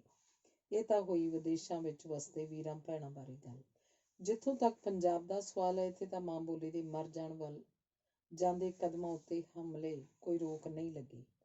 ਜਦੋਂ ਤੱਕ ਭਾਸ਼ਾ ਵਿਗਿਆਨੀਆਂ ਦੇ ਸੁਝਾਏ ਨੁਕਤੇ ਲਾਗੂ ਨਹੀਂ ਕੀਤੇ ਜਾਣਗੇ, ਉਦੋਂ ਤੱਕ ਮਾਂ ਬੋਲੀ ਉੱਤੇ ਖਤਰਾ ਮੰਡਰਾਉਂਦਾ ਹੀ ਰਹੇਗਾ ਤੇ ਹੋ ਸਕਦਾ ਹੈ ਅਗਲੇ 50 ਸਾਲਾਂ ਬਾਅਦ ਪੰਜਾਬ ਦਾ ਨਾਂ ਆਈਲੈਟਸ ਇੰਸਟੀਚਿਊਟ ਹੀ ਰਹਿ ਜਾਏ ਤੇ ਪੌਣੇ ਪੰਜਾਬ ਦੇ ਵਾਸੀ ਬਾਹਰਲੇ ਮੁਲਕ 'ਚ ਵਸ ਚੁੱਕੇ ਹੋਣ। ਗੱਲ ਹੁਣ ਇਹ ਰਹਿ ਗਈ ਹੈ ਕਿ ਕੌਣ ਮੋਢੀ ਬਣ ਕੇ ਸਮਝਾਏ ਕਿ ਮਾਂ ਬੋਲੀ ਤਾਂ ਰਾਤ ਦੀ ਰਾਣੀ ਵਾਂਗ ਹੁੰਦੀ ਹੈ। ਜਦੋਂ ਹਨੇਰਾ ਪੈਰ ਪਸਾਰ ਕੇ ਸਭ ਕੁਝ ਦੱਬ ਲੈਣ ਲੱਗਦਾ ਹੈ ਤਾਂ ਸਗੋਂ ਰਾਤ ਦੀ ਰਾਣੀ ਦੀ ਖੁਸ਼ਬੂ ਚੁਫੇਰੇ ਫੈਲ ਜਾਂਦੀ ਹੈ। ਬਿਲਕੁਲ ਇਸੇ ਤਰ੍ਹਾਂ ਆਪਣੀ ਮਾਂ ਬੋਲੀ ਨੂੰ ਜਿਹੜਾ ਵੀ ਜਣਾ ਆਪਣੀ ਛਾਤੀ ਨਾਲ ਲਾ ਕੇ ਰੱਖਦਾ ਹੈ, ਉਹਦੀ ਖੁਸ਼ਬੂ ਦੀ ਭਾਵੇਂ ਕਿੰਨੀ ਦੱਬ ਲਈ ਜਾਵੇ, ਉਹਨੇ ਚੁਫੇਰੇ ਫੈਲਣਾ ਹੀ ਹੁੰਦਾ ਹੈ। ਅਜਿਹੇ ਕਿਸੇ ਵੀ ਇਨਸਾਨ ਨੂੰ ਜੋ ਮਾਂ ਬੋਲੀ ਲਈ ਉੱਦਮ ਕਰਦਾ ਹੈ ਤੇ ਭਾਵੇਂ ਦੁਨੀਆ ਦੇ ਕਿਸੇ ਵੀ ਕੋਨੇ 'ਚ ਵਿਕਸਿਤ ਦੇਸ਼ ਉਹਦੀ ਸਿਫਤ ਕਰਦੇ ਹਨ, ਜਿਵੇਂ ਮਾਓਰੀਆਂ ਦੀ ਹਿੰਮਤ ਦੀ ਸਲਾਹ ਤਾਂ ਇਸ ਵੇਲੇ ਹੋ ਰਹੀ ਹੈ। ਵੇਖੀਏ ਹੁਣ ਪੰਜਾਬੀ ਕਦੋਂ ਇਹ ਕਦਮ ਪੁੱਟਦੇ ਹਨ। ਧੰਨਵਾਦ। ਅਗਲਾ ਲੇਖ ਹੈ ਪੰਜਾਬੀ ਅਦਬ ਤੇ ਜ਼ਬਾਨ ਦੀ ਨਾਨਕਸ਼ਾਹੀ ਇੱਟ। ਆਪਣੇ ਪਾਪਾ ਜੀ ਨੂੰ ਨਾਨਕਸ਼ਾਹੀ ਇੱਟ ਮੈਂ ਇਸ ਕਰਕੇ ਕਿਹਾ ਹੈ, ਇਹ ਸ਼ਾਇਦ ਮੇਰੀਆਂ ਯਾਦਾਂ ਪੜ੍ਹ ਕੇ ਹਰ ਕਿਸੇ ਨੂੰ ਸਮਝ ਆ ਜਾਏ। ਜਦੋਂ ਮੈਂ ਲਿਖਣਾ ਸ਼ੁਰੂ ਕੀਤਾ ਸੀ ਤਾਂ ਮੈਨੂੰ ਪੰਜਾਬੀ ਜਗਤ ਦੇ ਮਾਹਿਰਾਂ ਵਿੱਚੋਂ ਇੱਕ ਵੀ ਜਣਾ ਨਹੀਂ ਸੀ ਜਾਣਦਾ। ਅੱਜ ਜਦੋਂ ਕਾਫੀ ਜਣੇ ਜਾਣਦੇ ਹਨ ਤਾਂ ਹਰ ਕੋਈ ਮੈਨੂੰ ਇਹ ਕਹਿ ਦਿੰਦਾ ਹੈ ਕਿ ਪ੍ਰੋਫੈਸਰ ਪ੍ਰੀਤਮ ਸਿੰਘ ਦੀ ਧੀ ਹੈ, ਪ੍ਰੋਫੈਸਰ ਸਾਹਿਬ ਸਿੰਘ ਦੀ ਦੋਹਤਰੀ ਹੈ, ਡਾਕਟਰ ਦਲਜੀਤ ਸਿੰਘ ਦੀ ਭਣੇਵੀਂ ਹੈ। ਇਹਨੂੰ ਕਿਤਾਬਾਂ ਲਿਖਣ 'ਚ ਕੀ ਦਿੱਕਤ ਆਉਣੀ ਸੀ? ਮੈਂ ਇਹ ਦੱਸਣਾ ਚਾਹਾਂਗੀ ਕਿ ਕਿਸੇ ਡਾਕਟਰ ਲਈ ਸਾਹਿਤਕਾਰ ਬਣਨਾ ਬਹੁਤ ਜ਼ਿਆਦਾ ਔਖਾ ਹੁੰਦਾ ਹੈ। ਡਾਕਟਰਾਂ ਦੀ ਜ਼ਿੰਦਗੀ ਵੈਸੇ ਵੀ ਬਹੁਤ ਰੁਝੇਵਿਆਂ ਵਾਲੀ ਹੁੰਦੀ ਹੈ। ਸਵੇਰ ਤੋਂ ਰਾਤ ਤੱਕ ਬਿਮਾਰ ਲੋਕਾਂ 'ਚ ਵਿਚਰਨਾ ਪੈਂਦਾ ਹੈ ਤੇ ਰੋਜ਼ ਮੌਤਾਂ ਵੀ ਵੇਖਣੀਆਂ ਪੈਂਦੀਆਂ ਹਨ। ਇਸ ਮਾਨਸਿਕ ਹਾਲਤ ਵਿੱਚ ਥੱਕ ਹਾਰ ਕੇ ਰਾਤ ਨੂੰ ਜਦੋਂ ਬਿਸਤਰਾ ਭਾਲਣਾ ਹੋਵੇ ਤਾਂ ਕੋਈ ਕਾਗਜ਼ ਚੁੱਕ ਕੇ ਅੱਗੇ ਰੱਖ ਦੇਵੇ ਕਿ ਹੁਣ ਰਾਤ ਜਾ ਕੇ 2 ਘੰਟੇ ਲਿਖੋ ਤਾਂ ਕੀ ਹਾਲਤ ਹੋ ਸਕਦੀ ਹੈ, ਇਸ ਬਾਰੇ ਸਹਿਜੇ ਹੀ ਅੰਦਾਜ਼ਾ ਲਾਇਆ ਜਾ ਸਕਦਾ ਹੈ। ਮੈਂ ਬੱਚਿਆਂ ਦੀ ਮਾਹਿਰ ਡਾਕਟਰ ਹਾਂ। ਜਦੋਂ ਅਸੀਂ ਡਾਕਟਰੀ ਪੜ੍ਹਦੇ ਹਾਂ ਤਾਂ ਸਾਨੂੰ ਇਹ ਸਹੁੰ ਚੁਕਾਈ ਜਾਂਦੀ ਹੈ ਕਿ ਅਸੀਂ ਮਰੀਜ਼ਾਂ ਨਾਲ ਰਿਸ਼ਤਾ ਨਹੀਂ ਗੰਢਣਾ ਤੇ ਨਾ ਹੀ ਜਜ਼ਬਿਆਂ ਦੀ ਰੌਂ 'ਚ ਬਹਿ ਜਾਣਾ ਹੁੰਦਾ ਹੈ, ਬਲਕਿ ਸਿਰਫ ਇੱਕ ਬਿਮਾਰ ਸਰੀਰ ਦਾ ਇਲਾਜ ਕਰਕੇ ਤੋਰ ਦੇਣਾ ਹੁੰਦਾ ਹੈ। ਜਦੋਂ ਕਿਸੇ ਮਰੀਜ਼ ਦੇ ਸਰੀਰ ਵਿੱਚੋਂ ਚੈੱਕ ਕਰਨ ਬਾਅਦ ਅਸੀਂ ਕੋਈ ਔਖੀ ਬਿਮਾਰੀ ਲੱਭਦੇ ਹਾਂ ਤਾਂ ਟੈਸਟਾਂ ਬਾਅਦ ਜੇ ਉਹ ਲੱਭਤ ਪੱਕੀ ਹੋ ਜਾਏ ਤਾਂ ਭਾਵੇਂ ਉਹ ਕੈਂਸਰ ਹੀ ਹੋਵੇ, ਸਾਡੇ ਲਈ ਜਸ਼ਨ ਮਨਾਉਣ ਵਾਲੀ ਵਰਗੀ ਗੱਲ ਹੋ ਜਾਂਦੀ ਹੈ, ਕਿਉਂਕਿ ਬਾਕੀ ਡਾਕਟਰਾਂ ਵਿੱਚ ਇਹ ਸਾਬਤ ਹੋ ਜਾਂਦਾ ਹੈ ਕਿ ਅਸੀਂ ਲਾਇਕ ਬਣ ਚੁੱਕੇ ਹਾਂ। ਦੂਜੇ ਪਾਸੇ ਦਾ ਰੁਖ ਸਾਹਿਤਕਾਰਾਂ ਤੇ ਅਦੀਬਾਂ ਲਈ ਹੁੰਦਾ ਹੈ ਕਿ ਉਸ ਕੈਂਸਰ ਦੇ ਮਰੀਜ਼ ਤੇ ਉਹਦੇ ਘਰ ਵਾਲਿਆਂ ਨਾਲ ਕੀ ਬੀਤੀ, ਸਗੋਂ ਉਹਦੇ ਕੈਂਸਰ ਬਾਰੇ ਪਤਾ ਲੱਗਿਆ। ਇੱਥੇ ਬੜਾ ਵੱਡਾ ਪਾੜ ਹੁੰਦਾ ਹੈ ਕਿਉਂਕਿ ਡਾਕਟਰਾਂ ਨੇ ਇਹ ਸਾਂਝ ਗੰਢਣੀ ਨਹੀਂ ਹੁੰਦੀ। ਇਹ ਪਾੜ ਜੋੜਨ ਦੀ ਭੂਮਿਕਾ ਮੇਰੇ ਪਾਪਾ ਜੀ ਨੇ ਨਿਭਾਈ। ਉਹਨਾਂ ਕਿਹਾ, ਮੈਂ ਤੈਨੂੰ ਲਿਖਣਾ ਨਹੀਂ ਸਿਖਾਉਣਾ, ਤੂੰ ਆਪੇ ਲਿਖ, ਮੈਂ ਸਿਰਫ ਤੈਨੂੰ ਸੋਧ ਦਿਆਂਗਾ, ਮੈਂ ਸਿਰਫ ਤੈਨੂੰ ਸੇਧ ਦਿਆਂਗਾ। ਇੱਕ ਗੁਰ ਤੈਨੂੰ ਦੱਸ ਦਿੰਦਾ ਕਿ ਲਿਖਤ ਜਦੋਂ ਦਿਲ ਨਾਲ ਲਿਖੀ ਜਾਏ ਤਾਂ ਉਹ ਪੜ੍ਹਨ ਵਾਲੇ ਦੇ ਵੀ ਦਿਲ ਤੱਕ ਹੀ ਪਹੁੰਚਦੀ ਹੈ। ਤੂੰ ਦਰਦ ਦਾ ਰਿਸ਼ਤਾ ਗੰਢ, ਬਿਮਾਰੀਆਂ ਬਾਰੇ ਲਿਖਣ ਵਾਲੇ ਅਣਗਿਣਤ ਹਨ, ਪਰ ਉਸੇ ਬਿਮਾਰੀ ਨੂੰ ਸਾਹਿਤ ਵਿੱਚ ਪਰੋ ਕੇ ਲਿਖ ਤਾਂ ਮੰਨਾ। ਉਹਨਾਂ ਦੇ ਕੀਮਤੀ ਸਮੇਂ ਨੂੰ ਚੁਰਾ ਕੇ ਜਦੋਂ ਮੈਂ ਆਪਣੇ ਲੇਖ ਲਿਖ ਕੇ ਸੁਣਾਉਂਦੀ ਤਾਂ ਕਦੇ ਕਦਾਈ ਬਹੁਤ ਸ਼ਾਬਾਸ਼ੀ ਦਿੰਦੇ ਤੇ ਗੱਲ ਨਾਲ ਲਾ ਲੈਂਦੇ, ਪਰ ਕਦੇ ਇੰਨਾ ਹੀ ਕਹਿ ਦਿੰਦੇ ਸਨ, ਗੱਲ ਪੂਰੀ ਬਣੀ ਨਹੀਂ, ਦਿਲ ਟੁੰਬਿਆ ਨਹੀਂ ਜਾਂਦਾ, ਆਖਰੀ ਹਿੱਸਾ ਦੁਬਾਰਾ ਲਿਖ। ਮੈਂ ਕਹਿਣਾ ਕਿ ਤੁਸੀਂ ਕੁਝ ਸਤਰਾਂ ਲਿਖ ਦਿਓ ਤਾਂ ਜਵਾਬ 'ਚ ਕਹਿੰਦੇ, ਇਹ ਪੌੜੀ ਤਾਂ ਬੱਚਿਆ ਤੇਰੇ ਪਿਓ ਨੇ ਵੀ ਆਪੇ ਚੜ੍ਹੀ ਸੀ ਤੇ ਤੂੰ ਵੀ ਆਪੇ ਚੜ੍ਹਨੀ ਹੈ। ਮੈਂ ਆਪਣੀ ਧੀ ਤਾਂ ਮੰਨਾਂਗਾ ਜੇ ਡਾਕਟਰੀ ਵਿਗਿਆਨ ਰਾਹੀਂ ਕਿਸੇ ਨੂੰ ਹਸਾ ਕੇ ਜਾਂ ਰੁਆ ਕੇ ਦਿਖਾਵਾਂ, ਪਰ ਇਸ ਤਰੀਕੇ ਕਿ ਬੱਚੇ ਵੀ ਸਮਝ ਜਾਣ। ਇਸ ਲਈ ਭਾਸ਼ਾ ਦਾ ਸਰਲ ਹੋਣਾ ਬਹੁਤ ਜ਼ਰੂਰੀ ਹੈ। ਮੈਂ ਉਹਨਾਂ ਕੁਝ ਚੋਣਵੀਆਂ ਖੁਸ਼ਕਿਸਮਤ ਧੀਆਂ ਵਿੱਚੋਂ ਹਾਂ ਜਿਨ੍ਹਾਂ ਨੂੰ ਰੱਬ ਦੀ ਮਿਹਰ ਸਦਕਾ 40 ਸਾਲ ਆਪਣੇ ਪਿਓ ਦੀ ਸੇਵਾ ਕਰਨ ਦਾ ਮੌਕਾ ਮਿਲਿਆ। ਇੱਕ ਤਾਂ ਮੈਂ ਘਰ ਵਿੱਚ ਸਭ ਤੋਂ ਛੋਟੀ ਸੀ, ਦੂਜਾ ਸਬੱਬ ਨਾਲ ਮੈਂ, ਕਿਉਂਕਿ ਵਿਆਹ ਤੋਂ ਬਾਅਦ ਵੀ ਉਹਨਾਂ ਦੇ ਘਰ ਦੇ ਨੇੜੇ ਦੇ ਘਰ 'ਚ ਰਹੀ, ਇਸੇ ਲਈ ਮੈਂ ਉਹਨਾਂ ਦਾ ਸਾਥ ਰੱਜ ਕੇ ਮਾਣਿਆ। ਜੇ ਕੋਈ ਮੈਨੂੰ ਅੱਜ ਕਹੇ ਕਿ ਪਾਪਾ ਜੀ ਨਾਲ ਆਪਣੇ ਬਚਪਨ ਦੀਆਂ ਯਾਦਾਂ ਸਾਂਝੀਆਂ ਕਰਾਂ ਤਾਂ ਇਹ ਮੁਸ਼ਕਿਲ ਕੰਮ ਹੋਏਗਾ, ਕਿਉਂਕਿ ਪਾਪਾ ਜੀ ਦਾ ਸਾਰਾ ਵਕਤ ਸਿਰਫ ਆਪਣੇ ਵਿਦਿਆਰਥੀਆਂ ਵਾਸਤੇ ਜਾਂ ਦੋਸਤਾਂ ਵਾਸਤੇ ਹੁੰਦਾ ਸੀ। ਉਹਨਾਂ ਨੂੰ ਘੇਰ ਕੇ ਬੈਠੇ ਬੰਦਿਆਂ 'ਚ ਸਾਨੂੰ ਜਾਣ ਦੀ ਮਨਾਹੀ ਸੀ। ਮੈਂ ਸਿਰਫ ਰਸੋਈ 'ਚ ਆਪਣੇ ਮੰਮੀ ਨੂੰ ਪਰਾਤ ਭਰ ਕੇ ਆਟਾ ਗੁੰਨਦੇ ਤੇ ਰੋਟੀਆਂ ਬਣਾ ਕੇ ਖਵਾਉਂਦੇ ਵੇਖਦੀ ਰਹਿੰਦੀ। ਮੰਮੀ ਕੋਲ ਬੈਠੇ ਹੀ ਮੈਂ ਉਹਨਾਂ ਤੋਂ ਉਹਨਾਂ ਦੇ ਆਪਣੇ ਬਚਪਨ ਦੀਆਂ ਗੱਲਾਂ ਸੁਣਦੀ ਕਿ ਕਿਵੇਂ ਉਹ 8 ਸਾਲ ਦੇ ਸਨ ਜਦੋਂ ਉਹਨਾਂ ਦੇ ਮੰਮੀ ਯਾਨੀ ਮੇਰੇ ਨਾਨੀ ਜੀ ਰੱਬ ਕੋਲ ਚਲੇ ਗਏ ਸਨ। ਕਿੰਨੀਆਂ ਮੁਸ਼ਕਿਲਾਂ ਉਹਨਾਂ ਨੇ ਸਾਰੀ ਜ਼ਿੰਦਗੀ ਝੱਲੀਆਂ ਤੇ ਕਿਵੇਂ ਪਾਕਿਸਤਾਨ ਤੋਂ ਰੁਲ ਕੇ ਨਿਕਲੇ ਤੇ ਕਿੰਝ ਰਿਸ਼ਤੇਦਾਰਾਂ ਗੁਆਂਢੀਆਂ ਨੇ ਮੇਰੇ ਜੰਮਣ ਤੇ ਉਹਨਾਂ ਕੋਲ ਅਫਸੋਸ ਜ਼ਾਹਰ ਕੀਤਾ ਕਿ ਚੌਥੀ ਕੁੜੀ ਜੰਮ ਪਈ ਹੈ। ਮੰਮੀ ਮੈਨੂੰ ਸੁਣਾਉਂਦੇ ਸਨ ਕਿ ਜਦੋਂ ਮੈਂ ਰਜਿੰਦਰਾ ਹਸਪਤਾਲ ਪਟਿਆਲਾ 'ਚ ਪੈਦਾ ਹੋਈ ਤਾਂ ਪਾਪਾ ਜੀ ਉਦੋਂ ਵੀ ਕੋਲ ਨਹੀਂ ਸਨ, ਕਿਉਂਕਿ ਉਹ ਆਪਣੇ ਕਿਸੇ ਵਿਦਿਆਰਥੀ ਦੇ ਘਰ ਉਹਦੀ ਕੋਈ ਮੁਸ਼ਕਿਲ ਹੱਲ ਕਰਨ ਗਏ ਹੋਏ ਸਨ। ਮੇਰੀ ਮੰਮੀ ਨੇ ਮੈਨੂੰ ਕਈ ਵਾਰ ਦੱਸਿਆ ਸੀ ਕਿ 6 ਮਹੀਨਿਆਂ ਦੀ ਹੋਣ ਤੱਕ ਰਾਤ ਨੂੰ ਜਦੋਂ ਵੀ ਮੈਂ ਰੋਂਦੀ ਹੁੰਦੀ ਸੀ ਤਾਂ ਰਾਤ ਵੇਲੇ ਮੇਰਾ ਵੱਡਾ ਵੀਰ ਡਾਕਟਰ ਜੈਰੂਪ ਸਿੰਘ ਮੈਨੂੰ ਗੋਦੀ ਚੁੱਕ ਕੇ ਚੁੱਪ ਕਰਾਉਂਦਾ ਹੁੰਦਾ ਸੀ। ਬਾਜ਼ਾਰ ਵੀ ਜਦੋਂ ਕਦੇ ਮੈਨੂੰ ਲਿਜਾਇਆ ਜਾਂਦਾ ਸੀ ਤਾਂ ਜ਼ਿਆਦਾਤਰ ਮੇਰੀ ਵੱਡੀ ਭੈਣ ਸ਼ੁਭਚਿੰਤ ਮੈਨੂੰ ਚੁੱਕਦੀ ਸੀ, ਜਾਂ ਮੇਰੇ ਮੰਮੀ ਤੇ ਕਦੇ-ਕਦੇ ਸ਼ੁਭਚਿੰਤ ਤੋਂ ਵੱਡੀ ਭੈਣ ਰੁਪਿੰਦਰ ਦੀ ਸ਼ਾਮਤ ਵੀ ਆ ਜਾਂਦੀ ਸੀ।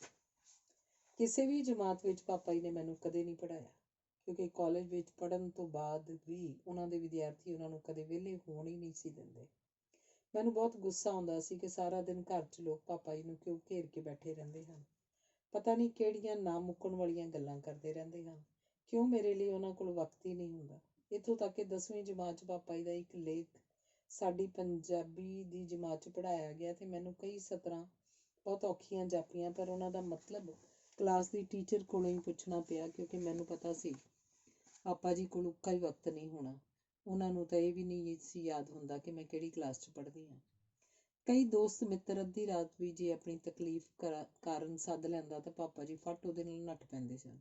ਮੈਨੂੰ ਚੰਗੀ ਤਰ੍ਹਾਂ ਯਾਦ ਹੈ ਕਿ 10ਵੀਂ ਜਮਾਤ ਦਾ ਪੇਪਰ ਦੇਣ ਜਾਣ ਲਈ ਮੈਂ ਸਵੇਰੇ ਤਿਆਰ ਹੋ ਕੇ ਨਾਸ਼ਤਾ ਕਰ ਰਹੀ ਸੀ ਤਾਂ ਪਾਪਾ ਜੀ ਰਸੋਈ 'ਚ ਮੇਰੇ ਕੋਲ ਹੀ ਆ ਕੇ ਖਲੋ ਗਏ।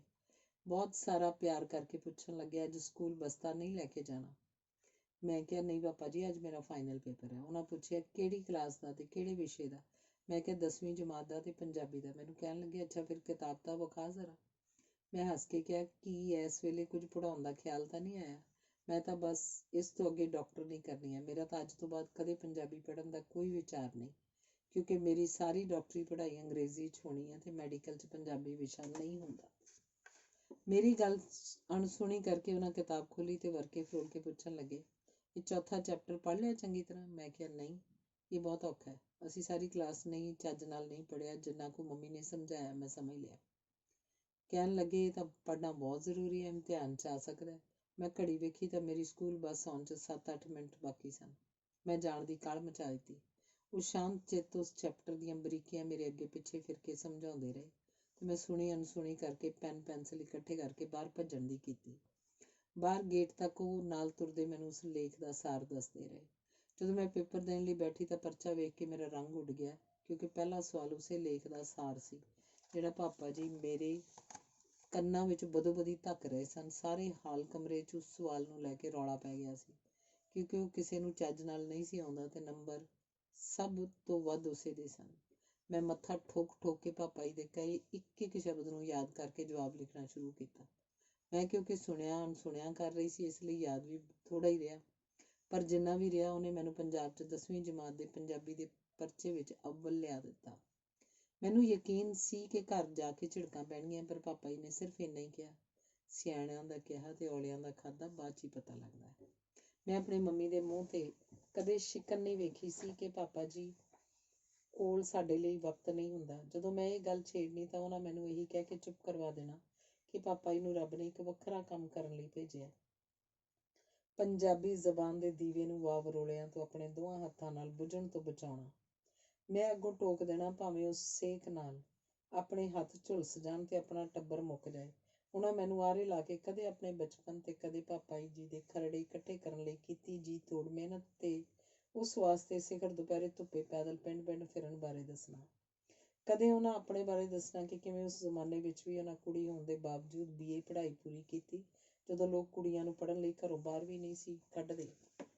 ਸ਼ਾਇਦ ਅੱਜ ਦੇ ਦਿਨ ਕੋਈ ਸਮਝ ਸਕੇ ਕਿ ਜਦੋਂ ਮੈਨੂੰ ਕੋਈ ਮਿਲ ਕੇ ਕਹਿੰਦਾ ਹੈ ਕਿ ਉਹ 40 ਸਾਲ ਤੋਂ ਪਾਪਾ ਜੀ ਨੂੰ ਮਿਲਦਾ ਆ ਰਿਹਾ ਹੈ ਤੇ ਕਈ ਘੰਟੇ ਪਾਪਾ ਜੀ ਕੋਲ ਬਹਿ ਕੇ ਉਹਨੇ ਸਿੱਖਿਆ ਹੈ, ਤਾਂ ਮੈਂ ਉਹਨੂੰ ਕਿਵੇਂ ਦੱਸਾਂ ਕਿ ਉਹ ਕੀਮਤੀ ਵਕਤ ਉਹਨੇ ਮੇਰੀ ਜ਼ਿੰਦਗੀ 'ਚ ਚੁਰਾਇਆ, ਜਿਹੜਾ ਮੈਂ ਆਪਣੇ ਪਾਪਾ ਜੀ ਕੋਲ ਬਿਤਾ ਸਕਦੀ ਸੀ ਤੇ ਉਹਨਾਂ ਕੋਲੋਂ ਬਹੁਤ ਕੁਝ ਸਿੱਖ ਸਕਦੀ ਸੀ।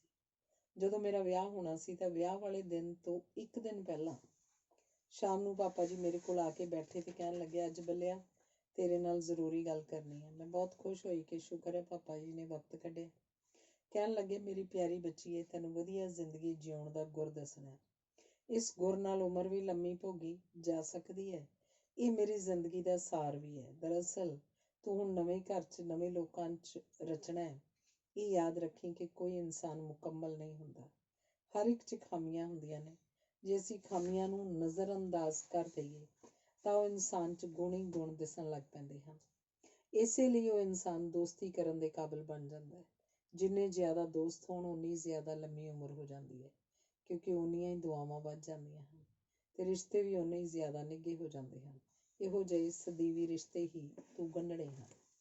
ਜਦੋਂ ਪਾਪਾ ਜੀ ਇਹ ਕਹਿ ਕੇ ਕਮਰੇ ਤੋਂ ਬਾਹਰ ਨਿਕਲੇ ਤਾਂ ਮੇਰੀ ਮੰਮੀ ਮੇਰੇ ਕੋਲ ਆ ਗਏ ਤੇ ਮੈਨੂੰ ਕਹਿਣ ਲੱਗੇ, ਪੰਜਾਬੀ ਦੇ ਵਿਰੋਧੀਆਂ ਲਈ ਤੇਰੇ ਪਾਪਾ ਜੀ ਪੱਥਰ ਦੀ ਕੰਧ ਜ਼ਰੂਰ ਹਨ, ਪਰ ਤੇਰੇ ਵਾਸਤੇ ਤੇਰੇ ਬਾਬਲ ਬਹੁਤ ਫਿਕਰਮੰਦ ਹੈ ਤੇ ਅੰਦਰੋਂ ਬਿਲਕੁਲ ਮੋਮ ਵਾਂਗ ਹੈ।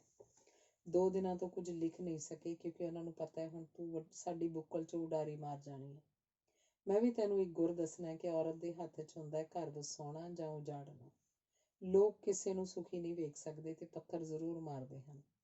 ਤੂੰ ਇਹਨਾਂ ਪੱਥਰਾਂ ਨਾਲ ਦਿਲ 'ਚ ਕੰਧ ਨਾ ਖੜੀ ਕਰੀ, ਬਲਕਿ ਇਹਨਾਂ ਪੱਥਰਾਂ ਨਾਲ ਦੂਜੇ ਦੇ ਦਿਲ ਤੱਕ ਪਹੁੰਚਣ ਲਈ ਪੁਲ ਬਣਾ ਲਵੀਂ।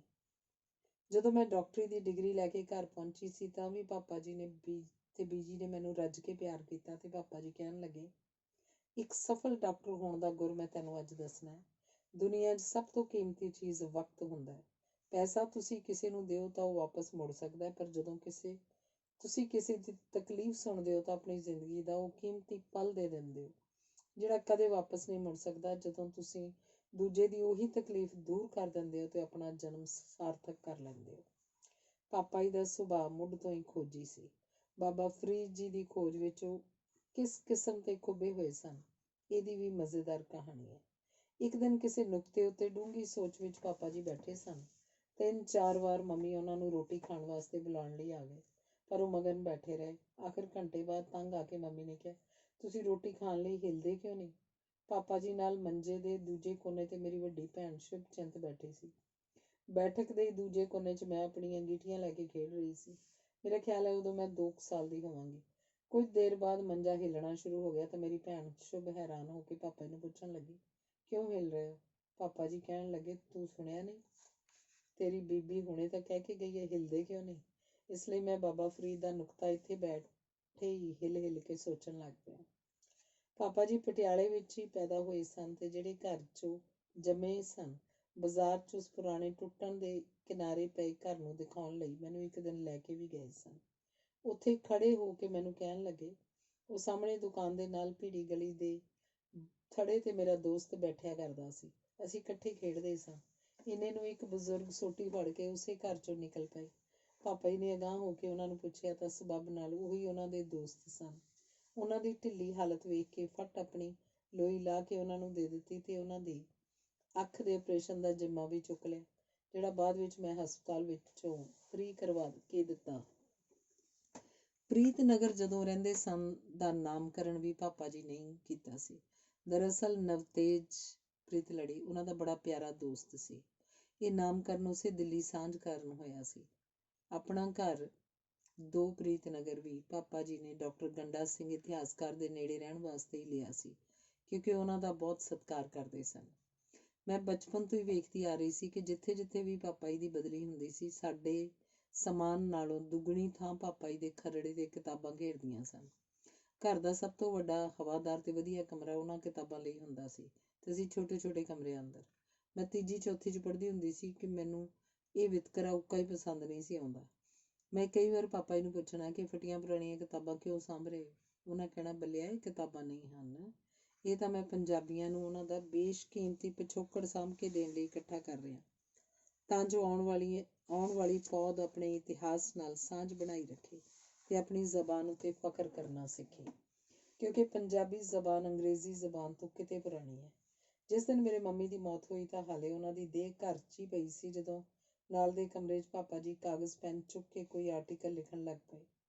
ਅਸੀਂ ਸਭ ਬੱਚੇ ਰੋਂਦੇ ਪਏ ਸੀ ਤੇ ਮੈਂ ਉਸ ਦਿਨ ਇਹ ਵੇਖ ਕੇ ਕੁਝ ਖਿਝ ਗਈ। ਮੈਨੂੰ ਲੱਗਿਆ ਕਿ ਪਾਪਾ ਜੀ ਦੇ ਉੱਤੇ ਕਿਸੇ ਵੀ ਚੀਜ਼ ਦਾ ਕੋਈ ਅਸਰ ਹੀ ਨਹੀਂ ਹੁੰਦਾ। ਸ਼ਾਇਦ ਉਹ ਨਿਰਮੋਹੀ ਸਨ। ਜਦ ਮੈਂ ਪੁੱਛਿਆ ਤਾਂ ਕਹਿਣ ਲੱਗੇ, ਬੱਚਿਆ, ਮੈਂ ਵੀ ਨਦੀ ਕਿਨਾਰੇ ਰੁਖੜਾ, ਖੌਰੇ ਕਦੋਂ ਮੈਨੂੰ ਵੀ ਬੁਲਾਵਾ ਆ ਜਾਏ। ਤੂੰ ਹੀ ਦੱਸ ਮੈਂ ਕੀ ਕਰਾਂ। ਮੇਰੇ ਕੋਲ ਦੋ ਰਸਤੇ ਨੇ। ਮੇਰੇ ਤੋਂ ਵੱਧ ਦੁੱਖ ਕਿਹਨੂੰ ਹੋਏਗਾ ਜਿਹਦੀ ਜ਼ਿੰਦਗੀ ਭਰ ਦਾ ਸਾਥ ਤੁਰ ਗਿਆ ਹੋਵੇ ਤੇ ਬੁਢੇਪੇ ਵੇਲੇ ਇਕੱਲਾ ਰਹਿ ਗਿਆ ਹੋਵੇ। ਪਹਿਲੀ ਰਾਤ ਆਈ ਕਿ ਬਹਿ ਕੇ ਝੂਰਨ ਦਾ ਤੇ ਦੂਜਾ ਹਰ ਵਕਤ ਨੂੰ ਸਾਰੂ ਕੰਮ ਚਲਾਉਣ ਦਾ। ਜਿਸ ਲਿਖਤ ਨੂੰ ਮੈਂ ਲਿਖ ਰਿਹਾ, ਜੇ ਉਹ ਤੇਰੀ ਬੀਬੀ ਨੂੰ ਸਮਰਪਿਤ ਕਰ ਦਿਆਂ ਤਾਂ ਤੇਰੀ ਬੀਬੀ ਦਾ ਨਾਂ ਅਮਰ ਹੋ ਜਾਏਗਾ। ਮੈਨੂੰ ਇਹ ਦੂਜਾ ਰਸਤਾ ਜ਼ਿਆਦਾ ਚੰਗਾ ਲੱਗਦਾ। ਇਸ ਗੱਲ ਦਾ ਮੈਨੂੰ ਉਦੋਂ ਅਹਿਸਾਸ ਹੋਇਆ ਜਦੋਂ ਪਾਪਾ ਜੀ ਦੀ ਮੌਤ ਤੋਂ 8 ਕੁ ਸਾਲ ਪਹਿਲਾਂ ਉਹਨਾਂ ਦੇ ਟੈਸਟ ਕਰਨ ਤੇ ਪਤਾ ਲੱਗਿਆ ਸੀ ਕਿ ਉਹਨਾਂ ਨੂੰ ਗਦੂਦ ਦਾ ਕੈਂਸਰ ਹੈ। ਜਦੋਂ ਮੈਂ ਡਰਦੇ ਉਹਨਾਂ ਨੂੰ ਰਿਪੋਰਟ ਦੱਸਣ ਗਈ ਤਾਂ ਪੰਜਾਬੀ ਜ਼ਬਾਨ ਉੱਤੇ ਕੁਝ ਲਿਖ ਰਹੇ ਸਨ। ਮੈਂ ਰੁਕ ਕੇ ਬੋਲ ਰਹੀ ਸੀ ਤੇ ਅੱਖਾਂ 'ਚ ਹੰਝੂ ਵਹਿ ਜਾਣ ਦੇ ਤੋਂ ਰੋਕਣ ਦੀ ਅਣਥੱਕ ਕੋਸ਼ਿਸ਼ ਕਰ ਰਹੀ ਸੀ। ਮੇਰੇ ਵੱਲ ਅੱਖਾਂ ਚੁੱਕ ਕੇ ਪੁੱਛਣ ਲੱਗੇ, ਕੀ ਟੈਸਟਾਂ 'ਚ ਕੁਝ ਮਾੜਾ ਆਇਆ? ਮੈਂ ਕੋਈ ਜਵਾਬ ਨਾ ਦੇ ਸਕੀ। ਉਹਨਾਂ ਫਿਰ ਪੁੱਛਿਆ, ਕੀ ਕੈਂਸਰ ਹੈ? ਮੈਂ ਹਲਕਾ ਜਿਹਾ ਸਿਰ ਹਿਲਾ ਕੇ ਰੋ ਪਈ। ਮੈਨੂੰ ਜੱਫੀ 'ਚ ਲੈ ਕੇ ਕਹਿਣ ਲੱਗੇ, ਬੱਲਿਆ, ਜਾਣਾ ਤਾਂ ਸਾਰਿਆਂ ਨੇ, ਕੋਈ ਤਾਂ ਵਜ੍ਹਾ ਬਣਨੀ ਹੁੰਦੀ ਹੈ। ਤੂੰ ਆਪਣਾ ਦਿਲ ਹੌਲਾ ਨਾ ਕਰ, ਜਾਂ ਰਸੋਈ 'ਚੋਂ ਫਲ ਲਿਆ ਕੇ ਖਾ। ਉਨੀ ਦੇਰ ਮੈਂ ਆਪਣਾ ਲੇਖ ਜ਼ਰਾ ਪੂਰਾ ਕਰ ਲਵਾਂ। ਵਿਸ਼ਵ ਪੰਜਾਬੀ ਕਾਨਫਰੰਸ 'ਤੇ ਪੜ੍ਹਨਾ ਹੈ। ਇੰਨਾ ਕਹਿ ਕੇ ਉਹ ਆਪਣਾ ਲੇਖ ਪੂਰਾ ਕਰਨ 'ਚ ਰੁੱਝ ਗਏ। ਮੈਂ ਹੈਰਾਨ ਖੜੀ ਵੇਖਦੀ ਰਹੀ। ਡਾਕਟਰ ਹੋਣ ਦੇ ਨਾਤੇ ਮੈਨੂੰ ਚੰਗੀ ਤਰ੍ਹਾਂ ਪਤਾ ਹੈ ਕਿ ਰੋਜ਼ ਦੇ 10 ਕੈਂਸਰ ਦੇ ਮਰੀਜ਼ ਜਦੋਂ ਅਸੀਂ ਵੇਖਦੇ ਹਾਂ ਤਾਂ ਉਹਨਾਂ 'ਤੇ ਇਹ ਬਿਮਾਰੀ ਸੁਣ ਕੇ ਕੀ ਬੀਤਦੀ ਹੈ। ਪਰ ਪਾਪਾ ਜੀ ਅਡੋਲ ਲਿਖਦੇ ਰਹੇ ਤੇ ਮੈਂ ਉਹਨਾਂ ਨੂੰ ਚੁੱਪਚਾਪ ਖੜੀ 1 ਘੰਟਾ ਨਿਹਾਰਦੀ ਰਹੀ। ਮੈਨੂੰ ਉਸ ਵੇਲੇ ਸ਼ਾਂਤ ਚਿੱਤ ਬੈਠੇ ਹੋਏ ਇੱਕ ਫਰਿਸ਼ਤਾ ਜਾਪ ਰਹੇ ਸਨ। ਕੈਂਸਰ ਦੇ ਆਪਰੇਸ਼ਨ ਤੋਂ ਪੌਣਾ ਘੰਟਾ ਪਹਿਲਾਂ ਤੱਕ ਉਹਨਾਂ ਲਿਖਾ ਪੜ੍ਹੀ ਜਾਰੀ ਰੱਖੀ ਤੇ ਆਪਰੇਸ਼ਨ ਤੋਂ ਬਾਅਦ ਹੋਸ਼ 'ਚ ਆਉਂਦੇ ਸਾਰ ਉਹਨਾਂ ਮੈਨੂੰ ਚਿੱਠੀਆਂ ਦੇ ਜਵਾਬ ਲਿਖਾਉਣੇ ਸ਼ੁਰੂ ਕਰ ਦਿੱਤੇ। ਕਦੇ ਕਦਾਈ ਮੈਂ ਦੱਬੀ ਜ਼ਬਾਨ 'ਚ ਪੁੱਛਣਾ, ਪਾਪਾ ਜੀ, ਤੁਹਾਨੂੰ ਕੈਂਸਰ ਤੋਂ ਡਰ ਨਹੀਂ ਲੱਗਦਾ? ਮੈਨੂੰ ਤੁਸੀਂ ਕਦੇ ਵੀ ਉਸ ਬਾਰੇ ਜ਼ਿਕਰ ਕਰਦੇ ਨਹੀਂ ਦਿਸੇ। ਉਹਨਾਂ ਕਹਿਣਾ, ਜਿਵੇਂ ਮਾਂ ਬੱਚੇ ਨੂੰ ਢਿੱਡ 'ਚ ਪਾਲਦੀ ਹੈ, ਮੈਂ ਤਾਂ ਉਹਨੂੰ ਉਸੇ ਤਰ੍ਹਾਂ ਕੁੱਛੜ ਚੁੱਕ ਕੇ ਤੁਰੀ ਫਿਰਦਾ। ਉਸ ਬਾਰੇ ਸੋਚਣ ਦੀ ਮੇਰੇ ਕੋਲ ਵੇਲ ਹੀ ਨਹੀਂ ਹੈ। ਮੈਨੂੰ ਹੋਰ ਬਹੁਤ ਕੰਮ ਨੇ। ਕਿਤਾਬਾਂ ਵਿੱਚ ਤਾਂ ਅਸੀਂ ਪੜ੍ਹਦੇ ਹੀ ਹਾਂ, ਪਰ ਮੈਂ ਆਪਣੇ ਅੱਖੀਂ ਪਾਪਾ ਜੀ ਨੂੰ ਕੈਂਸਰ ਵਰਗੇ ਭਿਆਨਕ ਰੋਗ ਉੱਤੇ ਜਿੱਤ ਪਾਉਂਦੇ ਵੇਖਿਆ। ਆਪਣੇ ਦ੍ਰਿੜ ਇਰਾਦੇ ਨਾਲ ਉਹਨਾਂ ਕੈਂਸਰ ਉੱਤੇ ਕਾਬੂ ਪਾ ਲਿਆ ਸੀ ਤੇ ਕੈਂਸਰ ਸਰੀਰ ਅੰਦਰ ਫੈਲ ਹੀ ਨਹੀਂ ਸੀ ਸਕਿਆ, ਬਲਕਿ ਘਟ ਕੇ ਖਤਮ ਹੋਣ ਲੱਗ ਪਿਆ ਸੀ। ਜਦ ਮੈਨੂੰ ਉਹਨਾਂ ਲਿਖਣ ਲਈ ਪ੍ਰੇਰਨਾ ਤਾਂ ਮੈਂ ਕਹਿਣਾ ਕਿ ਮੈਂ ਹਰ ਮਹੀਨੇ 10 ਨਵੇਂ ਡਾਕਟਰੀ ਦੇ ਜਰਨਲ ਪੜ੍ਹਨੇ ਹੁੰਦੇ ਹਨ, ਕਿਉਂਕਿ ਨਵੀਆਂ ਖੋਜਾਂ ਬਾਰੇ ਪੜ੍ਹਨਾ ਜ਼ਰੂਰੀ ਹੁੰਦਾ। ਦਿਨ ਰਾਤ ਮਰੀਜ਼ਾਂ ਨਾਲ ਮੱਥਾ ਮਾਰਨਾ ਹੁੰਦਾ ਤੇ ਡਾਕਟਰੀ ਪੜ੍ਹਦੇ ਬੱਚਿਆਂ ਦੀਆਂ ਕਲਾਸਾਂ ਵੀ ਲੈਣੀਆਂ ਹੁੰਦੀਆਂ। ਪਿੰਡਾਂ 'ਚ ਕੈਂਪ ਵੀ ਲਾਉਣੇ ਤੇ ਘਰ-ਬਾਰ ਸਾਂਭਣਾ, ਨਾਲੇ ਬੱਚਿਆਂ ਦੀ ਦੇਖ-ਰੇਖ। ਮੇਰੇ ਕੋਲ ਲਿਖਣ ਦਾ ਉੱਕਾ ਹੀ ਵਕਤ ਨਹੀਂ। ਮੈਨੂੰ ਤਾਂ ਸੌਣਾ ਵੀ ਮੁਸ਼ਕਿਲ ਨਾਲ 5 ਘੰਟੇ ਮਿਲਦਾ। ਉਹਨਾਂ ਹੱਸ ਕੇ ਕਹਿਣਾ, ਮੈਨੂੰ ਤੇਰੇ ਕੋਲ ਹਾਲੇ ਵੀ ਕਾਫੀ ਸਮਾਂ ਬਚਿਆ ਹੋਇਆ ਦਿਸਦਾ। ਤੂੰ ਚਾਹ ਨਹੀਂ ਪੀਂਦੀ ਤੇ ਜਦੋਂ ਹਸਪਤਾਲ 'ਚ ਬਾਕੀ ਡਾਕਟਰ ਚਾਹ ਪੀ ਕੇ ਗੱਲਾਂ ਮਾਰ ਕੇ ਵਕਤ ਬਰਬਾਦ ਕਰਦੇ ਨੇ, ਉਦੋਂ ਤੂੰ ਆਪਣਾ ਪੜ੍ਹ ਲਿਖ ਲਿਆ ਕਰ। ਰਾਤ ਸੌਣ ਤੋਂ ਪਹਿਲਾਂ ਰੋਜ਼ ਦਾ ਅੱਧਾ ਘੰਟਾ ਲਿਖਣ ਵੱਲ ਲਾ ਲੈ। ਇਹ ਸ਼ਾਇਦ ਉਸੇ ਹੱਲਾਸ਼ੇਰੀ ਦਾ ਹੀ ਨਤੀਜਾ ਸੀ ਕਿ ਕੋਈ ਵੀ ਮੇਰੇ ਘਰ ਆ ਕੇ ਅੱਜ ਵੀ ਵੇਖ ਸਕਦਾ ਕਿ ਮੈਂ ਰਸੋਈ 'ਚ ਰੋਟੀ ਬਣਾਉਂਦੀ ਵੀ ਕੋਲ ਕਾਗਜ਼ ਪੈਨ ਫੜ ਕੇ ਲਿਖਦੀ ਰਹਿੰਦੀ ਹਾਂ। ਮੇਰੇ ਪਤੀ ਆਮ ਹੀ ਮਜ਼ਾਕ ਕਰ ਦਿੰਦੇ ਹਨ, ਵੇਖੀ ਕਿਤੇ ਸਬਜ਼ੀ 'ਚ ਖੰਡ ਨਾ ਪੈ ਜਾਏ। ਸ਼ੁਕਰ ਹੈ ਹਾਲੇ ਤੱਕ ਇਹ ਵਾਪਰਿਆ ਨਹੀਂ। ਬਾਹਰ ਘੁੰਮਣ ਫਿਰਨ ਜਾਂਦੇ ਕਾਰ 'ਚ ਬੈਠ ਕੇ ਵੀ ਮੈਂ ਆਪਣਾ ਕੰਮ ਨੇਮ ਪੂਰਾ ਕਰ ਲੈਂਦੀ ਹਾਂ, ਪਰ ਜਦੋਂ ਕਾਰ ਤੋਂ ਬਾਹਰ ਘੁੰਮਦੇ ਹੋਈਏ ਤਾਂ ਅਸੀਂ ਰੱਜ ਕੇ ਕੁਦਰਤ ਦਾ ਆਨੰਦ ਮਾਣਦੇ ਹਾਂ। ਸ਼ੋਰ ਸ਼ਰਾਬੇ 'ਚ ਬੈਠ ਕੇ ਸ਼ਾਂਤ ਚਿੱਤ ਲਿਖੀ ਜਾਣ ਦਾ ਜਨੂੰਨ ਸ਼ਾਇਦ ਮੈਨੂੰ ਵੀ ਪਾਪਾ ਜੀ ਦੇ ਜੀਨਸ ਰਾਹੀਂ ਪ੍ਰਾਪਤ ਹੋਇਆ।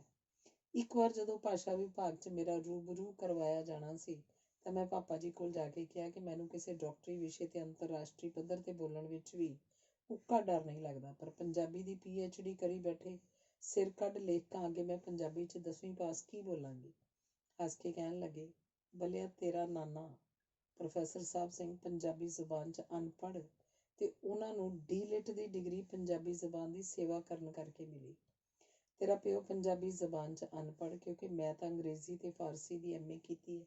ਮੈਨੂੰ ਵੀ D.Litt ਦੀ ਡਿਗਰੀ ਮਿਲ ਗਈ।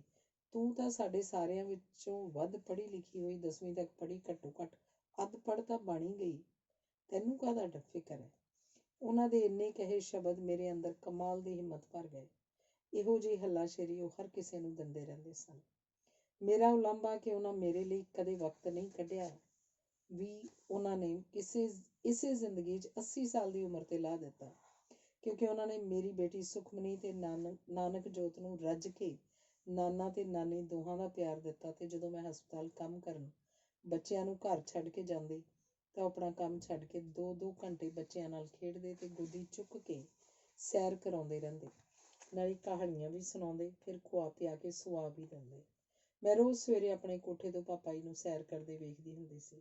ਇੱਕ ਦਿਨ 6 ਵਜੇ ਤੱਕ ਜਦੋਂ ਬਾਹਰ ਨਹੀਂ ਦਿਸੇ ਤਾਂ ਮੈਨੂੰ ਫਿਕਰ ਹੋ ਗਿਆ। ਕਈ ਫੋਨ ਕੀਤੇ ਤਾਂ ਵੀ ਉਹਨਾਂ ਨੇ ਨਹੀਂ ਸੁਣੇ। ਮੇਰੇ ਪਤੀ ਨੂੰ ਵੀ ਫਿਕਰ ਪੈ ਗਿਆ ਕਿ ਕਿਤੇ ਡਿੱਗ ਹੀ ਨਾ ਪਏ ਹੋਣ। ਕੰਧ ਟੱਪ ਕੇ ਅੰਦਰ ਜਾ ਕੇ ਬੂਹਾ ਖੜਕਾਇਆ ਤਾਂ ਬਿਸਤਰੇ 'ਚ ਉੱਠ ਕੇ ਉਹਨਾਂ ਕੁੰਡਾ ਖੋਲ੍ਹਿਆ। ਸਾਨੂੰ ਦੋਵਾਂ ਨੂੰ ਫਿਕਰਮੰਦ ਵੇਖ ਕੇ ਹੱਸ ਕੇ ਕਹਿਣ ਲੱਗੇ, ਮੱਛਰਾਂ ਕਰਕੇ ਰਾਤ ਨੀਂਦਰ ਠੀਕ ਨਹੀਂ ਆਈ, ਇਸੇ ਲਈ ਸਵੇਰੇ ਸੁੱਤਾ ਰਹਿ ਗਿਆ। ਮੌਤ ਤਾਂ ਮੇਰੇ ਨਾਲ ਕਈ ਵਾਰ ਲੁਕਣ ਮੀਟੀ ਖੇਡ ਚੁੱਕੀ ਹੈ। ਜਦੋਂ ਮੈਂ ਪ੍ਰੋਫੈਸਰ ਸੀ ਤਾਂ ਮੈਚ ਖਿਡਾਉਣ ਵਾਸਤੇ ਕਾਲਜ ਦੀ ਬਾਸਕਟਬਾਲ ਦੀ ਟੀਮ ਲੈ ਕੇ ਗੱਡੀ 'ਤੇ ਚੱਲਿਆ ਸੀ, ਤਾਂ ਵੀ ਮੈਂ ਭੀੜ ਕਾਰਨ ਪਹਿਲੇ ਡੱਬੇ ਵਿੱਚ ਬੈਠ ਗਿਆ ਤੇ ਬਾਕੀ ਵਿਦਿਆਰਥੀ ਚੌਥੇ ਡੱਬੇ 'ਚ ਸਨ। ਜਦੋਂ ਗੱਡੀ ਹੌਲੀ ਹੌਲੀ ਤੁਰ ਪਈ ਤਾਂ ਲੜ ਝਗੜ ਕੇ ਵਿਦਿਆਰਥੀ ਮੈਨੂੰ ਆਪਣੇ ਨਾਲ ਚੌਥੇ ਡੱਬੇ 'ਚ ਲੈ ਗਏ। ਕੁਝ ਦੇਰ ਬਾਅਦ ਹੀ 2 ਗੱਡੀਆਂ ਦੀ ਭਿਆਨਕ ਟੱਕਰ ਹੋਈ ਤੇ ਸਾਡੀ ਗੱਡੀ ਦੇ ਅਗਲੇ 3 ਡੱਬੇ ਸਣੇ ਸਾਰੇ ਮੁਸਾਫਰਾਂ ਦੇ ਪੂਰੀ ਤਰ੍ਹਾਂ ਤਬਾਹ ਹੋ ਗਏ। ਇਸੇ ਤਰ੍ਹਾਂ ਹੋਰ ਵੀ 4-5 ਵਾਰ ਮੈਂ ਬਚਿਆ। ਜਦੋਂ ਉੱਪਰ ਵਾਲੇ ਨੇ ਸੱਦਣਾ ਹੈ, ਉਹਨੇ ਲੈ ਹੀ ਜਾਣਾ। ਮੈਂ ਮੌਤ ਦੇ ਡਰ ਤੋਂ ਫਤਿਹ ਪਾ ਚੁੱਕਿਆ। 6 ਕੁ ਮਹੀਨੇ ਪਹਿਲਾਂ ਮੇਰੇ ਘਰ ਕੰਮ ਕਰਨ ਵਾਲੀ ਮੇਰੀ ਹਮ ਉਮਰ ਹੱਥੋਂ ਮੇਰਾ ਕੀਮਤੀ ਸਮਾਨ ਟੁੱਟ ਗਿਆ। ਅੱਗੇ ਵੀ ਉਸ ਕੋਲੋਂ ਨਿੱਕੀਆਂ ਮੋਟੀਆਂ ਚੀਜ਼ਾਂ ਟੁੱਟਦੀਆਂ ਰਹਿੰਦੀਆਂ ਸਨ ਤੇ ਮੈਂ ਪਰਵਾਹ ਨਹੀਂ ਸੀ ਕਰਦੀ, ਪਰ ਉਸ ਦਿਨ ਮੈਂ ਆਪਣੇ ਉੱਤੇ ਕਾਬੂ ਨਾ ਪਾ ਸਕੀ ਤੇ ਉਹਨੂੰ ਬਹੁਤ ਝਿੜਕਿਆ। ਉਸ ਦਿਨ ਪਾਪਾ ਜੀ ਮੇਰੇ ਕੋਲ ਮੇਰੇ ਘਰ ਹੀ ਸਨ। ਜਦੋਂ ਮੈਂ ਚੁੱਪ ਹੋ ਕੇ ਬੈਠੀ ਤਾਂ ਮੇਰੇ ਕੋਲ ਆ ਗਏ, ਕਹਿਣ ਲੱਗੇ, ਬੱਲਿਆ, ਅੱਜ ਇੱਕ ਹੋਰ ਸਿੱਖਿਆ ਤੈਨੂੰ ਦੇਣੀ ਹੈ। ਜਦੋਂ ਨਹਿਰੂ ਜੀ ਮਰੇ ਸਨ ਤਾਂ ਇੱਕ ਲਿਖਾਰੀ ਨੇ ਉਹਨਾਂ ਦੇ ਨੌਕਰਾਂ ਤੋਂ ਉਹਨਾਂ ਬਾਰੇ ਪੁੱਛ ਕੇ ਉਹਨਾਂ ਉੱਤੇ ਲੇਖ ਲਿਖਿਆ ਸੀ। ਜ਼ਰਾ ਸੋਚ, ਜੇ ਕਦੇ ਤੇਰੇ ਬਾਰੇ ਕਿਸੇ ਨੇ ਕੁਝ ਲਿਖਿਆ ਤੇ ਇਹਦੇ ਤੋਂ ਪੁੱਛਿਆ ਤਾਂ ਇਹ ਕੀ ਕਹੇਗੀ। ਜੇ ਇਹਨੂੰ ਤੇਰੇ ਜਿੰਨੀ ਅਕਲ ਹੁੰਦੀ ਤਾਂ ਇਹ ਤੇਰੇ ਘਰ ਕੰਮ ਥੋੜ੍ਹਾ ਕਰਨ ਆਉਂਦੀ। ਇਸੇ ਲਈ ਆਪਣੇ ਆਪ 'ਤੇ ਕਾਬੂ ਪਾਉਣਾ ਜ਼ਰੂਰ ਆਉਣਾ ਚਾਹੀਦਾ। ਪੈਸਾ ਤਾਂ ਆਉਣੀ ਜਾਣੀ ਚੀਜ਼ ਹੈ। ਮੈਨੂੰ ਬਹੁਤ ਸ਼ਰਮਿੰਦਗੀ ਮਹਿਸੂਸ ਹੋਈ ਤੇ ਮੈਂ ਉਸੇ ਕੰਮ ਕਰਨ ਵਾਲੀ ਤੋਂ ਮਾਫ਼ੀ ਮੰਗ ਲਈ। ਇਸ ਲਈ ਨਹੀਂ ਕਿ ਕੋਈ ਮੇਰੇ ਬਾਰੇ ਉਸ ਤੋਂ ਪੁੱਛ ਕੇ ਲਿਖੇਗਾ, ਬਲਕਿ ਇਸ ਲਈ ਕਿ ਮੈਂ ਤਾਂ ਆਪ ਮਾਪਿਆਂ ਨੂੰ ਹਮੇਸ਼ਾ ਇਹੀ ਸਲਾਹ ਦਿੰਦੀ ਆਈ ਹਾਂ ਕਿ ਬੱਚਿਆਂ ਨੂੰ ਪਿਆਰ ਨਾਲ ਸਮਝਾਉਣਾ ਚਾਹੀਦਾ ਤੇ ਉਹ ਤਾਂ ਫਿਰ ਮੇਰੀ ਹਮ ਉਮਰ ਸੀ। ਕੀ ਕਰਾਂ, ਮੇਰੀਆਂ ਯਾਦਾਂ ਹੀ ਇੰਨੀਆਂ ਨੇ ਕਿ ਕੜੀ ਨਾਲ ਕੜੀ ਜੁੜਦੀ ਜਾ ਰਹੀ ਹੈ। ਮੇਰਾ ਨਿੱਠ ਕੇ ਲਿਖਣਾ ਸ਼ੁਰੂ ਕਰਵਾਉਣਾ ਵੀ ਅਜੀਬ ਕਿੱਸਾ ਸੀ। ਪਾਪਾ ਜੀ ਹਮੇਸ਼ਾ ਆਪਣੀ ਹਰ ਨਵੀਂ ਛਪੀ ਕਿਤਾਬ ਦੀ ਇੱਕ ਕਾਪੀ ਸਾਰੇ ਬੱਚਿਆਂ ਨੂੰ ਸੁਗਾਤ ਵਜੋਂ ਦਿਆ ਕਰਦੇ ਸਨ। ਮੈਂ ਅੱਧ ਪਚੱਧ ਪੜ੍ਹ ਕੇ ਰੱਖ ਛੱਡਦੀ ਸੀ, ਕਿਉਂਕਿ ਮੈਨੂੰ ਡਾਕਟਰੀ ਸਾਹਿਤ ਪੜ੍ਹਨ ਤੋਂ ਫੁਰਸਤ ਹੀ ਨਹੀਂ ਸੀ ਮਿਲਦੀ। ਇੱਕ ਦਿਨ ਉਹਨਾਂ ਮੈਨੂੰ ਬੁਲਾ ਕੇ ਕਿਹਾ, ਮੈਂ ਤੇਰੇ ਬਾਕੀ ਸਾਰੇ ਭੈਣ ਭਰਾਵਾਂ ਨੂੰ ਆਪਣੀ ਨਵੀਂ ਕਿਤਾਬ ਭੇਜ ਰਿਹਾ, ਪਰ ਇਸ ਵਾਰ ਤੈਨੂੰ ਨਹੀਂ ਦੇਣੀ। ਤੂੰ ਪੰਜਾਬੀ ਜ਼ੁਬਾਨ ਦੀ ਤੇ ਮੇਰੀ ਕਿਤਾਬ ਦੀ ਬੇਕਦਰੀ ਕਰਦੀ ਹੈ। ਤੂੰ ਪੜ੍ਹਦੀ ਨਹੀਂ ਤੇ ਨਾ ਹੀ ਪੰਜਾਬੀ 'ਚ ਲਿਖਦੀ ਹੈ, ਇਸ ਲਈ ਤੈਨੂੰ ਕਿਤਾਬ ਹੁਣ ਮੈਂ ਨਹੀਂ ਦਿਆ ਕਰਨੀ। ਮੇਰੇ ਲਈ ਇਹ ਸੱਟ ਅਸਹਿ ਸੀ। ਮੈਂ ਸਾਰੀ ਰਾਤ ਸੌਂ ਨਾ ਸਕੀ। ਸਵੇਰ ਹੁੰਦੇ ਸਾਰ ਮੈਂ ਪਾਪਾ ਜੀ ਕੋਲ ਗਈ ਤੇ ਕਿਹਾ, ਮੈਂ ਪ੍ਰਣ ਕਰਦੀ ਹਾਂ ਕਿ ਜਦ ਤੱਕ ਮੈਂ ਜਿੰਦਾ ਆਪਣੀ ਮਾਂ ਬੋਲੀ ਦੀ ਸੇਵਾ ਕਰਾਂਗੀ ਤੇ ਉਸੇ ਦਿਨ ਤੁਹਾਡੇ ਕੋਲੋਂ ਤੁਹਾਡੀ ਕਿਤਾਬ ਲਵਾਂਗੀ। ਜਿਸ ਦਿਨ ਕੋਈ ਤੁਹਾਨੂੰ ਪੁੱਛੇਗਾ ਕਿ ਕੀ ਤੁਸੀਂ ਡਾਕਟਰ ਹਰਸ਼ਿੰਦਰ ਦੇ ਪਿਤਾ ਹੋ, ਜਿਹੜੀ ਅਖਬਾਰਾਂ 'ਚ ਲਿਖਦੀ ਹੈ। ਰੱਬ ਦਾ ਸ਼ੁਕਰ ਹੈ ਕਿ ਉਹ ਵੇਲਾ 1.5 ਕੁ ਸਾਲ 'ਚ ਹੀ ਆ ਗਿਆ, ਜਦੋਂ ਪਾਪਾ ਜੀ ਕੁਝ ਚੋਟੀ ਦੇ ਪੰਜਾਬੀ ਦੇ ਲੇਖਕਾਂ, ਜਿਨ੍ਹਾਂ ਵਿੱਚ ਸੁਰਜੀਤ ਪਾਤਰ ਜੀ ਸ਼ਾਮਲ ਸਨ, ਨਾਲ ਕਾਰ ਵਿੱਚ ਕਿਸੇ ਮੀਟਿੰਗ ਵਾਸਤੇ ਜਾ ਰਹੇ ਸਨ ਤਾਂ ਉਹਨਾਂ ਵਿੱਚੋਂ ਕਿਸੇ ਨੇ ਮੇਰੇ ਲੇਖ ਦਾ ਜ਼ਿਕਰ ਛੇੜ ਲਿਆ। ਉਹਨਾਂ ਵਿੱਚੋਂ ਕੋਈ ਵੀ ਮੇਰੇ ਪਿਛੋਕੜ ਬਾਰੇ ਜਾਣਦਾ ਨਹੀਂ ਸੀ, ਪਰ ਪਾਪਾ ਜੀ ਨੇ ਮਾਣ ਨਾਲ ਦੱਸਿਆ ਕਿ ਉਹ ਮੇਰੀ ਧੀ ਹੈ। ਮੀਟਿੰਗ ਤੋਂ ਵਾਪਸ ਮੁੜਦੇ ਸਾਰ ਪਾਪਾ ਜੀ ਨੇ ਆਪਣੀਆਂ ਪਿਛਲੀਆਂ ਦੋਨੋਂ ਕਿਤਾਬਾਂ ਮੇਰੀ ਪਿੱਠ ਠੋਕ ਕੇ ਮੈਨੂੰ ਫੜਾ ਦਿੱਤੀਆਂ ਤੇ ਕਿਹਾ, ਅੱਜ ਤਾਂ ਮੇਰਾ ਸਿਰ ਫਖਰ ਨਾਲ ਉੱਚਾ ਹੋ ਗਿਆ। ਮੇਰੇ ਲਈ ਉਹ ਦਿਨ ਇੰਨਾ ਖੁਸ਼ੀ ਦਾ ਸੀ ਕਿ ਮੈਂ ਬਿਆਨ ਨਹੀਂ ਕਰ ਸਕਦੀ।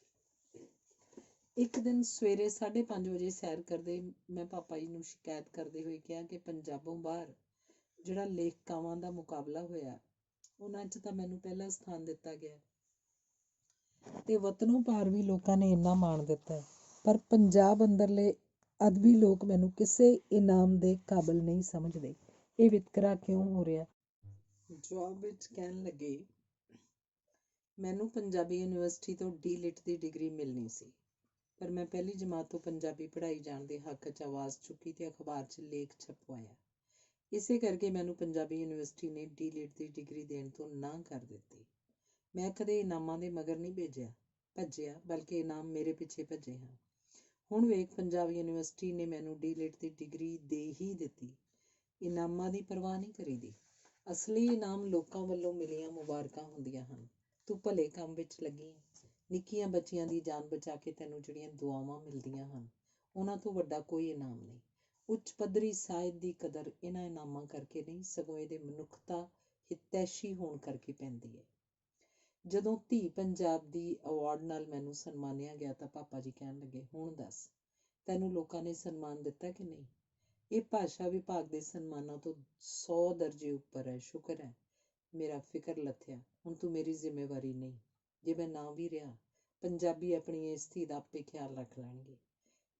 ਇੱਕ ਮੇਰੀ ਸੱਧਰ ਹੈ, ਜਿਹਨੂੰ ਉਮੀਦ ਹੈ ਤੂੰ ਪੂਰੀ ਕਰਨ ਦੀ ਕੋਸ਼ਿਸ਼ ਕਰੇਂਗੀ ਕਿ ਤਕਨੀਕੀ ਮਾਹਰ ਵੀ ਆਪਣੀ ਮਾਂ ਬੋਲੀ ਨੂੰ ਛਾਤੀ ਨਾਲ ਲਾ ਕੇ ਰੱਖਣਾ ਸ਼ੁਰੂ ਕਰ ਦੇਣ।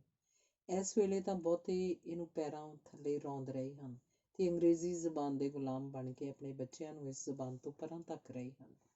ਮੈਂ ਹਾਮੀ ਭਰ ਦਿੱਤੀ। ਉਦੋਂ ਮੈਂ ਕੁਝ ਕਰਨ ਲਈ ਉਲੀਕਿਆ ਵੀ ਤੇ ਪਾਪਾ ਜੀ ਨਾਲ ਸਲਾਹ ਮਸ਼ਵਰਾ ਵੀ ਕੀਤਾ। ਹਾਲੇ ਉਹ ਸਭ ਕੁਝ ਅੱਧ ਵਿਚਕਾਰ ਹੀ ਸੀ, ਕਿਉਂਕਿ ਉਹਨਾਂ ਦੇ ਵੀ ਆਪਣੇ ਰੁਝੇਵੇਂ ਬੜੇ ਸਨ ਤੇ ਮੇਰੇ ਵੀ। ਪਰ ਰੱਬ ਨੇ ਪੰਜਾਬੀ ਜ਼ਬਾਨ ਦੇ ਇਸ ਉੱਚੇ ਬੁਰਜ ਨੂੰ ਢਾਹ ਦਿੱਤਾ ਤੇ ਉਹ ਸਭ ਕੁਝ ਧਰੇ ਦਾ ਧਰਿਆ ਹੀ ਰਹਿ ਗਿਆ। ਉਹਨਾਂ ਦੇ ਤੁਰ ਜਾਣ ਬਾਅਦ 2 ਵਾਰ ਭਾਸ਼ਾ ਵਿਭਾਗ ਵੱਲੋਂ ਵੀ ਮੈਨੂੰ ਸਨਮਾਨ ਮਿਲਿਆ। ਪੰਜਾਬੀ ਜ਼ਬਾਨ ਦੇ ਦੀਵੇ ਨੂੰ ਆਪਣੇ ਦੋਹਾਂ ਹੱਥਾਂ ਨਾਲ ਹਰ ਝੱਖੜ ਤੇ ਵਾਵਰੋਲੇ ਤੋਂ ਪਾਪਾ ਜੀ ਨੇ ਆਪਣੇ ਹੱਥ ਸਾੜ ਕੇ ਬਚਾਇਆ। ਹੱਥ ਸਾੜ ਕੇ ਇਸ ਲਈ ਕਿਉਂਕਿ ਜਦੋਂ ਖੁੱਲ੍ਹੀ ਚਿੱਠੀ ਮੁੱਖ ਮੰਤਰੀ ਜੀ ਦੇ ਧਿਆਨ ਹਿੱਤ ਪੰਜਾਬੀ ਜ਼ਬਾਨ ਦੀ ਬਿਹਤਰੀ ਲਈ ਸੁਝਾਅ ਦੇ ਕੇ ਛਾਪਦੇ ਸਨ, ਸਰਕਾਰ ਉਹਨਾਂ ਦੇ ਖਿਲਾਫ ਖੜੀ ਹੋ ਜਾਂਦੀ ਸੀ ਤੇ ਉਹਨਾਂ ਦੀ ਤਰੱਕੀ ਦੇ ਰਸਤੇ ਵੀ ਬੰਦ ਕਰ ਦਿੰਦੀ ਸੀ। ਉਹਨਾਂ ਨੂੰ ਜ਼ਿੰਦਗੀ 'ਚ 3 ਵਾਰ ਹਾਰਟ ਅਟੈਕ ਹੋਇਆ। 3 ਵਾਰ ICU 'ਚ ਹਸਪਤਾਲ 'ਚ ਮੰਜੇ ਤੇ ਪਏ ਆਪਣਾ ਲਿਖਣ ਪੜ੍ਹਨ ਦਾ ਕੰਮ ਉਹਨਾਂ ਜਾਰੀ ਰੱਖਿਆ। ਸਵੇਰੇ 4:45 ਵਜੇ ਤੋਂ ਰਾਤ 10:15 ਵਜੇ ਤੱਕ ਦਾ ਕੰਮ ਕਰਨ ਦਾ ਉਹਨਾਂ ਦਾ ਨਿਤਨੇਮ ਕਦੇ ਨਹੀਂ ਖੁੰਝਿਆ। 4-5 ਵਾਰ ਉਹ ਦਿਲ ਦੀ ਬਿਮਾਰੀ ਕਾਰਨ ਬੇਹੋਸ਼ ਹੋ ਕੇ ਡਿੱਗ ਵੀ ਪਏ ਤੇ 2-3 ਵਾਰ ਤਾਂ ਉਹਨਾਂ ਦੀ ਦਿਲ ਦੀ ਧੜਕਣ ਵੀ ਰੁਕ ਗਈ ਸੀ। ਪਰ ਸਬੱਬ ਨਾਲ ਹਰ ਵਾਰ ਜਾਂ ਮੈਂ ਉਹਨਾਂ ਕੋਲ ਹੁੰਦੀ ਸੀ ਜਾਂ ਮੇਰੇ ਡਾਕਟਰ ਪਤੀ ਗੁਰਪਾਲ ਸਿੰਘ ਜੀ। ਇੱਕਦਮ ਡਾਕਟਰੀ ਸਹਾਇਤਾ ਮਿਲ ਜਾਣ ਤੇ ਉਹ ਠੀਕ ਹੁੰਦੇ ਰਹੇ ਤੇ ਹਰ ਕਿਸੇ ਨੂੰ ਕਹਿੰਦੇ ਰਹਿੰਦੇ ਕਿ ਡਾਕਟਰ ਗੁਰਪਾਲ ਸਿੰਘ ਮੇਰਾ ਜਵਾਈ ਨਹੀਂ, ਪੁੱਤਰ ਹੈ। ਇਹ ਆਪਣੇ ਪਿਓ ਤੋਂ ਵੀ ਵੱਧ ਮੇਰਾ ਖਿਆਲ ਰੱਖਦਾ ਹੈ। ਰੱਬ ਅਜਿਹਾ ਪੁੱਤਰ ਹਰ ਕਿਸੇ ਨੂੰ ਦੇਵੇ। ਮੇਰੇ ਪਤੀ ਉਹਨਾਂ ਨੂੰ ਰੱਬ ਜਿੰਨਾ ਯਕੀਨ ਸੀ ਤੇ ਹਮੇਸ਼ਾ ਕਹਿੰਦੇ ਸਨ ਕਿ ਗੁਰਪਾਲ ਮੈਨੂੰ ਦਵਾਈ ਦੀ ਥਾਂ ਖੰਡ ਵੀ ਪਾਣੀ 'ਚ ਘੋਲ ਕੇ ਦੇ ਦੇਵੇ ਤਾਂ ਮੈਨੂੰ ਜਾਦੂ ਵਾਂਗ ਅਸਰ ਕਰਦੀ ਹੈ। ਇਸੇ ਲਈ ਉਹ ਛੇਤੀ ਕੀਤਿਆਂ ਕਿਸੇ ਹੋਰ ਦੀ ਦਿੱਤੀ ਦਵਾਈ ਲੈਂਦੇ ਹੀ ਨਹੀਂ ਸਨ। ਕਈ ਵਾਰ ਹਾਸੇ 'ਚ ਮੈਨੂੰ ਉਹਨਾਂ ਕਹਿਣਾ, ਹਰਸ਼ਾ, ਜਦੋਂ ਵੀ ਮੈਨੂੰ ਰੱਬ ਕੋਲੋਂ ਸੱਦਾ ਆਉਂਦਾ ਹੈ ਤੂੰ ਵਿੱਚ ਅੜ ਜਾਂਦੀ ਹੈ ਤੇ ਮੈਨੂੰ ਵਾਪਸ ਮੋੜ ਲਿਆਉਂਦੀ ਹੈ। ਹੁਣ ਤੈਨੂੰ ਦੂਰ ਭੇਜ ਕੇ ਹੀ ਇਹ ਲੰਮਾ ਸਫ਼ਰ ਮੁਕਾਉਣਾ ਪਏਗਾ। ਮੈਨੂੰ ਪਤਾ ਨਹੀਂ ਸੀ ਕਿ ਇਹ ਮਜ਼ਾਕ ਨਹੀਂ ਹੈ, ਬਲਕਿ ਇੱਕ ਦਰਵੇਸ਼ ਵਾਪਰਨ ਵਾਲੀ ਹਕੀਕਤ ਬਿਆਨ ਕਰ ਰਿਹਾ ਹੈ। ਇਸੇ ਲਈ ਉਹ ਮੈਨੂੰ ਪਾਕਿਸਤਾਨ ਦੀ ਸਰਹੱਦ ਅੰਦਰ ਭੇਜ ਕੇ ਹਮੇਸ਼ਾ ਲਈ ਅਲਵਿਦਾ ਕਹਿ ਗਏ। ਅਖੀਰਲੇ 6-7 ਸਾਲਾਂ 'ਚ 4-5 ਵਾਰ ਉਹਨਾਂ ਨੂੰ ਲਹੂ ਚੜਾਉਣ ਦੀ ਲੋੜ ਪਈ ਤਾਂ ਉਹਨਾਂ ਘਰ ਹੀ ਚੜਾਉਣ ਦੀ ਜ਼ਿੱਦ ਕੀਤੀ, ਕਿਉਂਕਿ ਉਹਨਾਂ ਨੂੰ ਲੱਗਦਾ ਸੀ ਕਿ ਹਸਪਤਾਲ 'ਚ ਵਕਤ ਬਹੁਤ ਬਰਬਾਦ ਹੁੰਦਾ ਹੈ। ਮੇਰੇ ਪਤੀ ਤੇ ਮੈਂ ਉਹਨਾਂ ਨੂੰ ਲਹੂ ਚੜਾਉਣ ਲਈ ਆਪਣਾ ਲਹੂ ਦਿੰਦੇ ਰਹੇ। ਜਿੰਨੇ ਵੀ ਜਣੇ ਉਹਨਾਂ ਨੂੰ ਮਿਲਣ ਆਉਂਦੇ ਰਹੇ ਉਹ ਗਵਾਹ ਸਨ ਕਿ ਲਹੂ ਚੜ੍ਹਦੇ ਹੋਏ ਵੀ ਉਹਨਾਂ ਆਪਣਾ ਲਿਖਣ ਪੜ੍ਹਨ ਦਾ ਕੰਮ ਆਪਣੇ ਸਟੈਨੋ ਨਾਲ ਜਾਰੀ ਰੱਖਿਆ ਤੇ ਕਾਰਨ ਨਹੀਂ ਦੱਸਦੇ ਕਿ ਜ਼ਿੰਦਗੀ ਦੇ ਕੀਮਤੀ ਪਲ ਵੀ ਕਿਉਂ ਜ਼ਾਇਆ ਕਰਨੇ ਹਨ। ਇੱਥੋਂ ਤੱਕ ਕਿ ਇਸ ਫਾਨੀ ਦੁਨੀਆ ਨੂੰ ਅਲਵਿਦਾ ਕਹਿਣ ਲੱਗਿਆਂ ਵੀ ਜਦੋਂ ਮੇਰੇ ਪਤੀ ਡਾਕਟਰ ਗੁਰਪਾਲ ਸਿੰਘ ਉਹਨਾਂ ਨੂੰ ਆਕਸੀਜਨ ਗਲੂਕੋਜ਼ ਦੇ ਟੀਕੇ ਲਾ ਰਹੇ ਸਨ, ਉਹਨਾਂ ਮਿੱਠੀ ਜਿਹੀ ਜ਼ਿੱਦ ਕਰਕੇ ਆਪਣੀ ਪੂਰੀ ਕੀਤੀ ਕਿਤਾਬ ਨੂੰ ਸਿੰਘ ਬ੍ਰਦਰਜ਼ ਨੂੰ ਛਪਣ ਲਈ ਭੇਜਣ ਵਾਸਤੇ ਮੇਰੀ ਵੱਡੀ ਭੈਣ ਰੁਪਿੰਦਰ ਕੋਲੋਂ ਚਿੱਠੀ ਲਿਖਵਾਈ, ਜੋ ਪਿਛਲੇ 2 ਕੁ ਮਹੀਨਿਆਂ ਤੋਂ ਉਹਨਾਂ ਕੋਲ ਸਨ। ਫਿਰ ਆਪਣੇ ਹੱਥੀਂ ਕੁਝ ਸਤਰਾਂ ਲਿਖੀਆਂ ਤੇ ਪੈਨ ਛੱਡ ਕੇ ਸਾਹ ਛੱਡ ਦਿੱਤਾ। ਜਿਵੇਂ ਸੂਰਜ ਚੜ੍ਹਿਆ ਸਭ ਨੂੰ ਦਿਸਦਾ, ਉਸੇ ਤਰ੍ਹਾਂ ਭਾਵੇਂ ਕਿੰਨਾ ਵੀ ਦੱਬਣ ਦੀ ਕੋਸ਼ਿਸ਼ ਕੀਤੀ ਗਈ ਹੋਵੇ, ਪਾਪਾ ਜੀ ਦੇ ਕੰਮ ਦਾ ਜਾਦੂ ਸਿਰ ਚੜ੍ਹ ਕੇ ਬੋਲਿਆ ਤੇ ਦੁਨੀਆ ਭਰ ਵਿੱਚੋਂ ਉਹਨਾਂ ਦੀ ਮੌਤ ਉੱਤੇ ਸ਼ੋਕ ਸੁਨੇਹੇ ਪੁੱਜੇ, ਕਿਉਂਕਿ ਉਹਨਾਂ ਦੀ ਇਹ ਜ਼ਿੰਦਗੀ ਆਪਣੇ ਲਈ ਤਾਂ ਹੈ ਹੀ ਨਹੀਂ ਸੀ, ਪੰਜਾਬ, ਪੰਜਾਬੀ ਅਤੇ ਪੰਜਾਬੀਅਤ ਨੂੰ ਸਮਰਪਿਤ ਸੀ। ਯਾਦਾਂ ਤਾਂ ਇੰਨੀਆਂ ਹਨ ਕਿ ਸ਼ਾਇਦ ਪੈਨ ਦੀ ਸਿਆਹੀ ਵੀ ਮੁੱਕ ਜਾਏ ਤੇ ਕਾਗਜ਼ ਵੀ ਖਤਮ ਹੋ ਜਾਣ, ਪਰ ਉਹਨਾਂ ਨਾਲ ਬਿਤਾਈ ਪਲ ਤੇ ਉਹਨਾਂ ਪਲਾਂ ਦਾ ਮਿੱਠਾ ਅਹਿਸਾਸ ਕਦੇ ਨਹੀਂ ਖਤਮ ਹੋਣ ਲੱਗਾ। ਬਸ ਇੰਨਾ ਹੀ ਹੋਰ ਕਹਿਣਾ ਚਾਹਾਂਗੀ ਕਿ ਜੇ ਕੋਈ ਮੈਨੂੰ ਪੁੱਛ ਵੇਖੇ ਤਾਂ ਮੇਰਾ ਸੱਚਮੁੱਚ ਬੜਾ ਦਿਲ ਕਰਦਾ ਹੈ ਕਿ ਕਿਤੋਂ ਫੇਰ ਅੱਜ ਉਹੀ ਆਵਾਜ਼ ਮੈਨੂੰ ਆ ਜਾਏ, ਹਰਸ਼ਾਂ ਬੱਲਿਆ ਗੱਲ ਅਜੇ ਬਣੀ ਨਹੀਂ, ਲੇਖ ਦਾ ਇਹ ਆਖਰੀ ਹਿੱਸਾ ਦੁਬਾਰਾ ਲਿਖ ਕੇ ਸੁਣਾ। ਧੰਨਵਾਦ।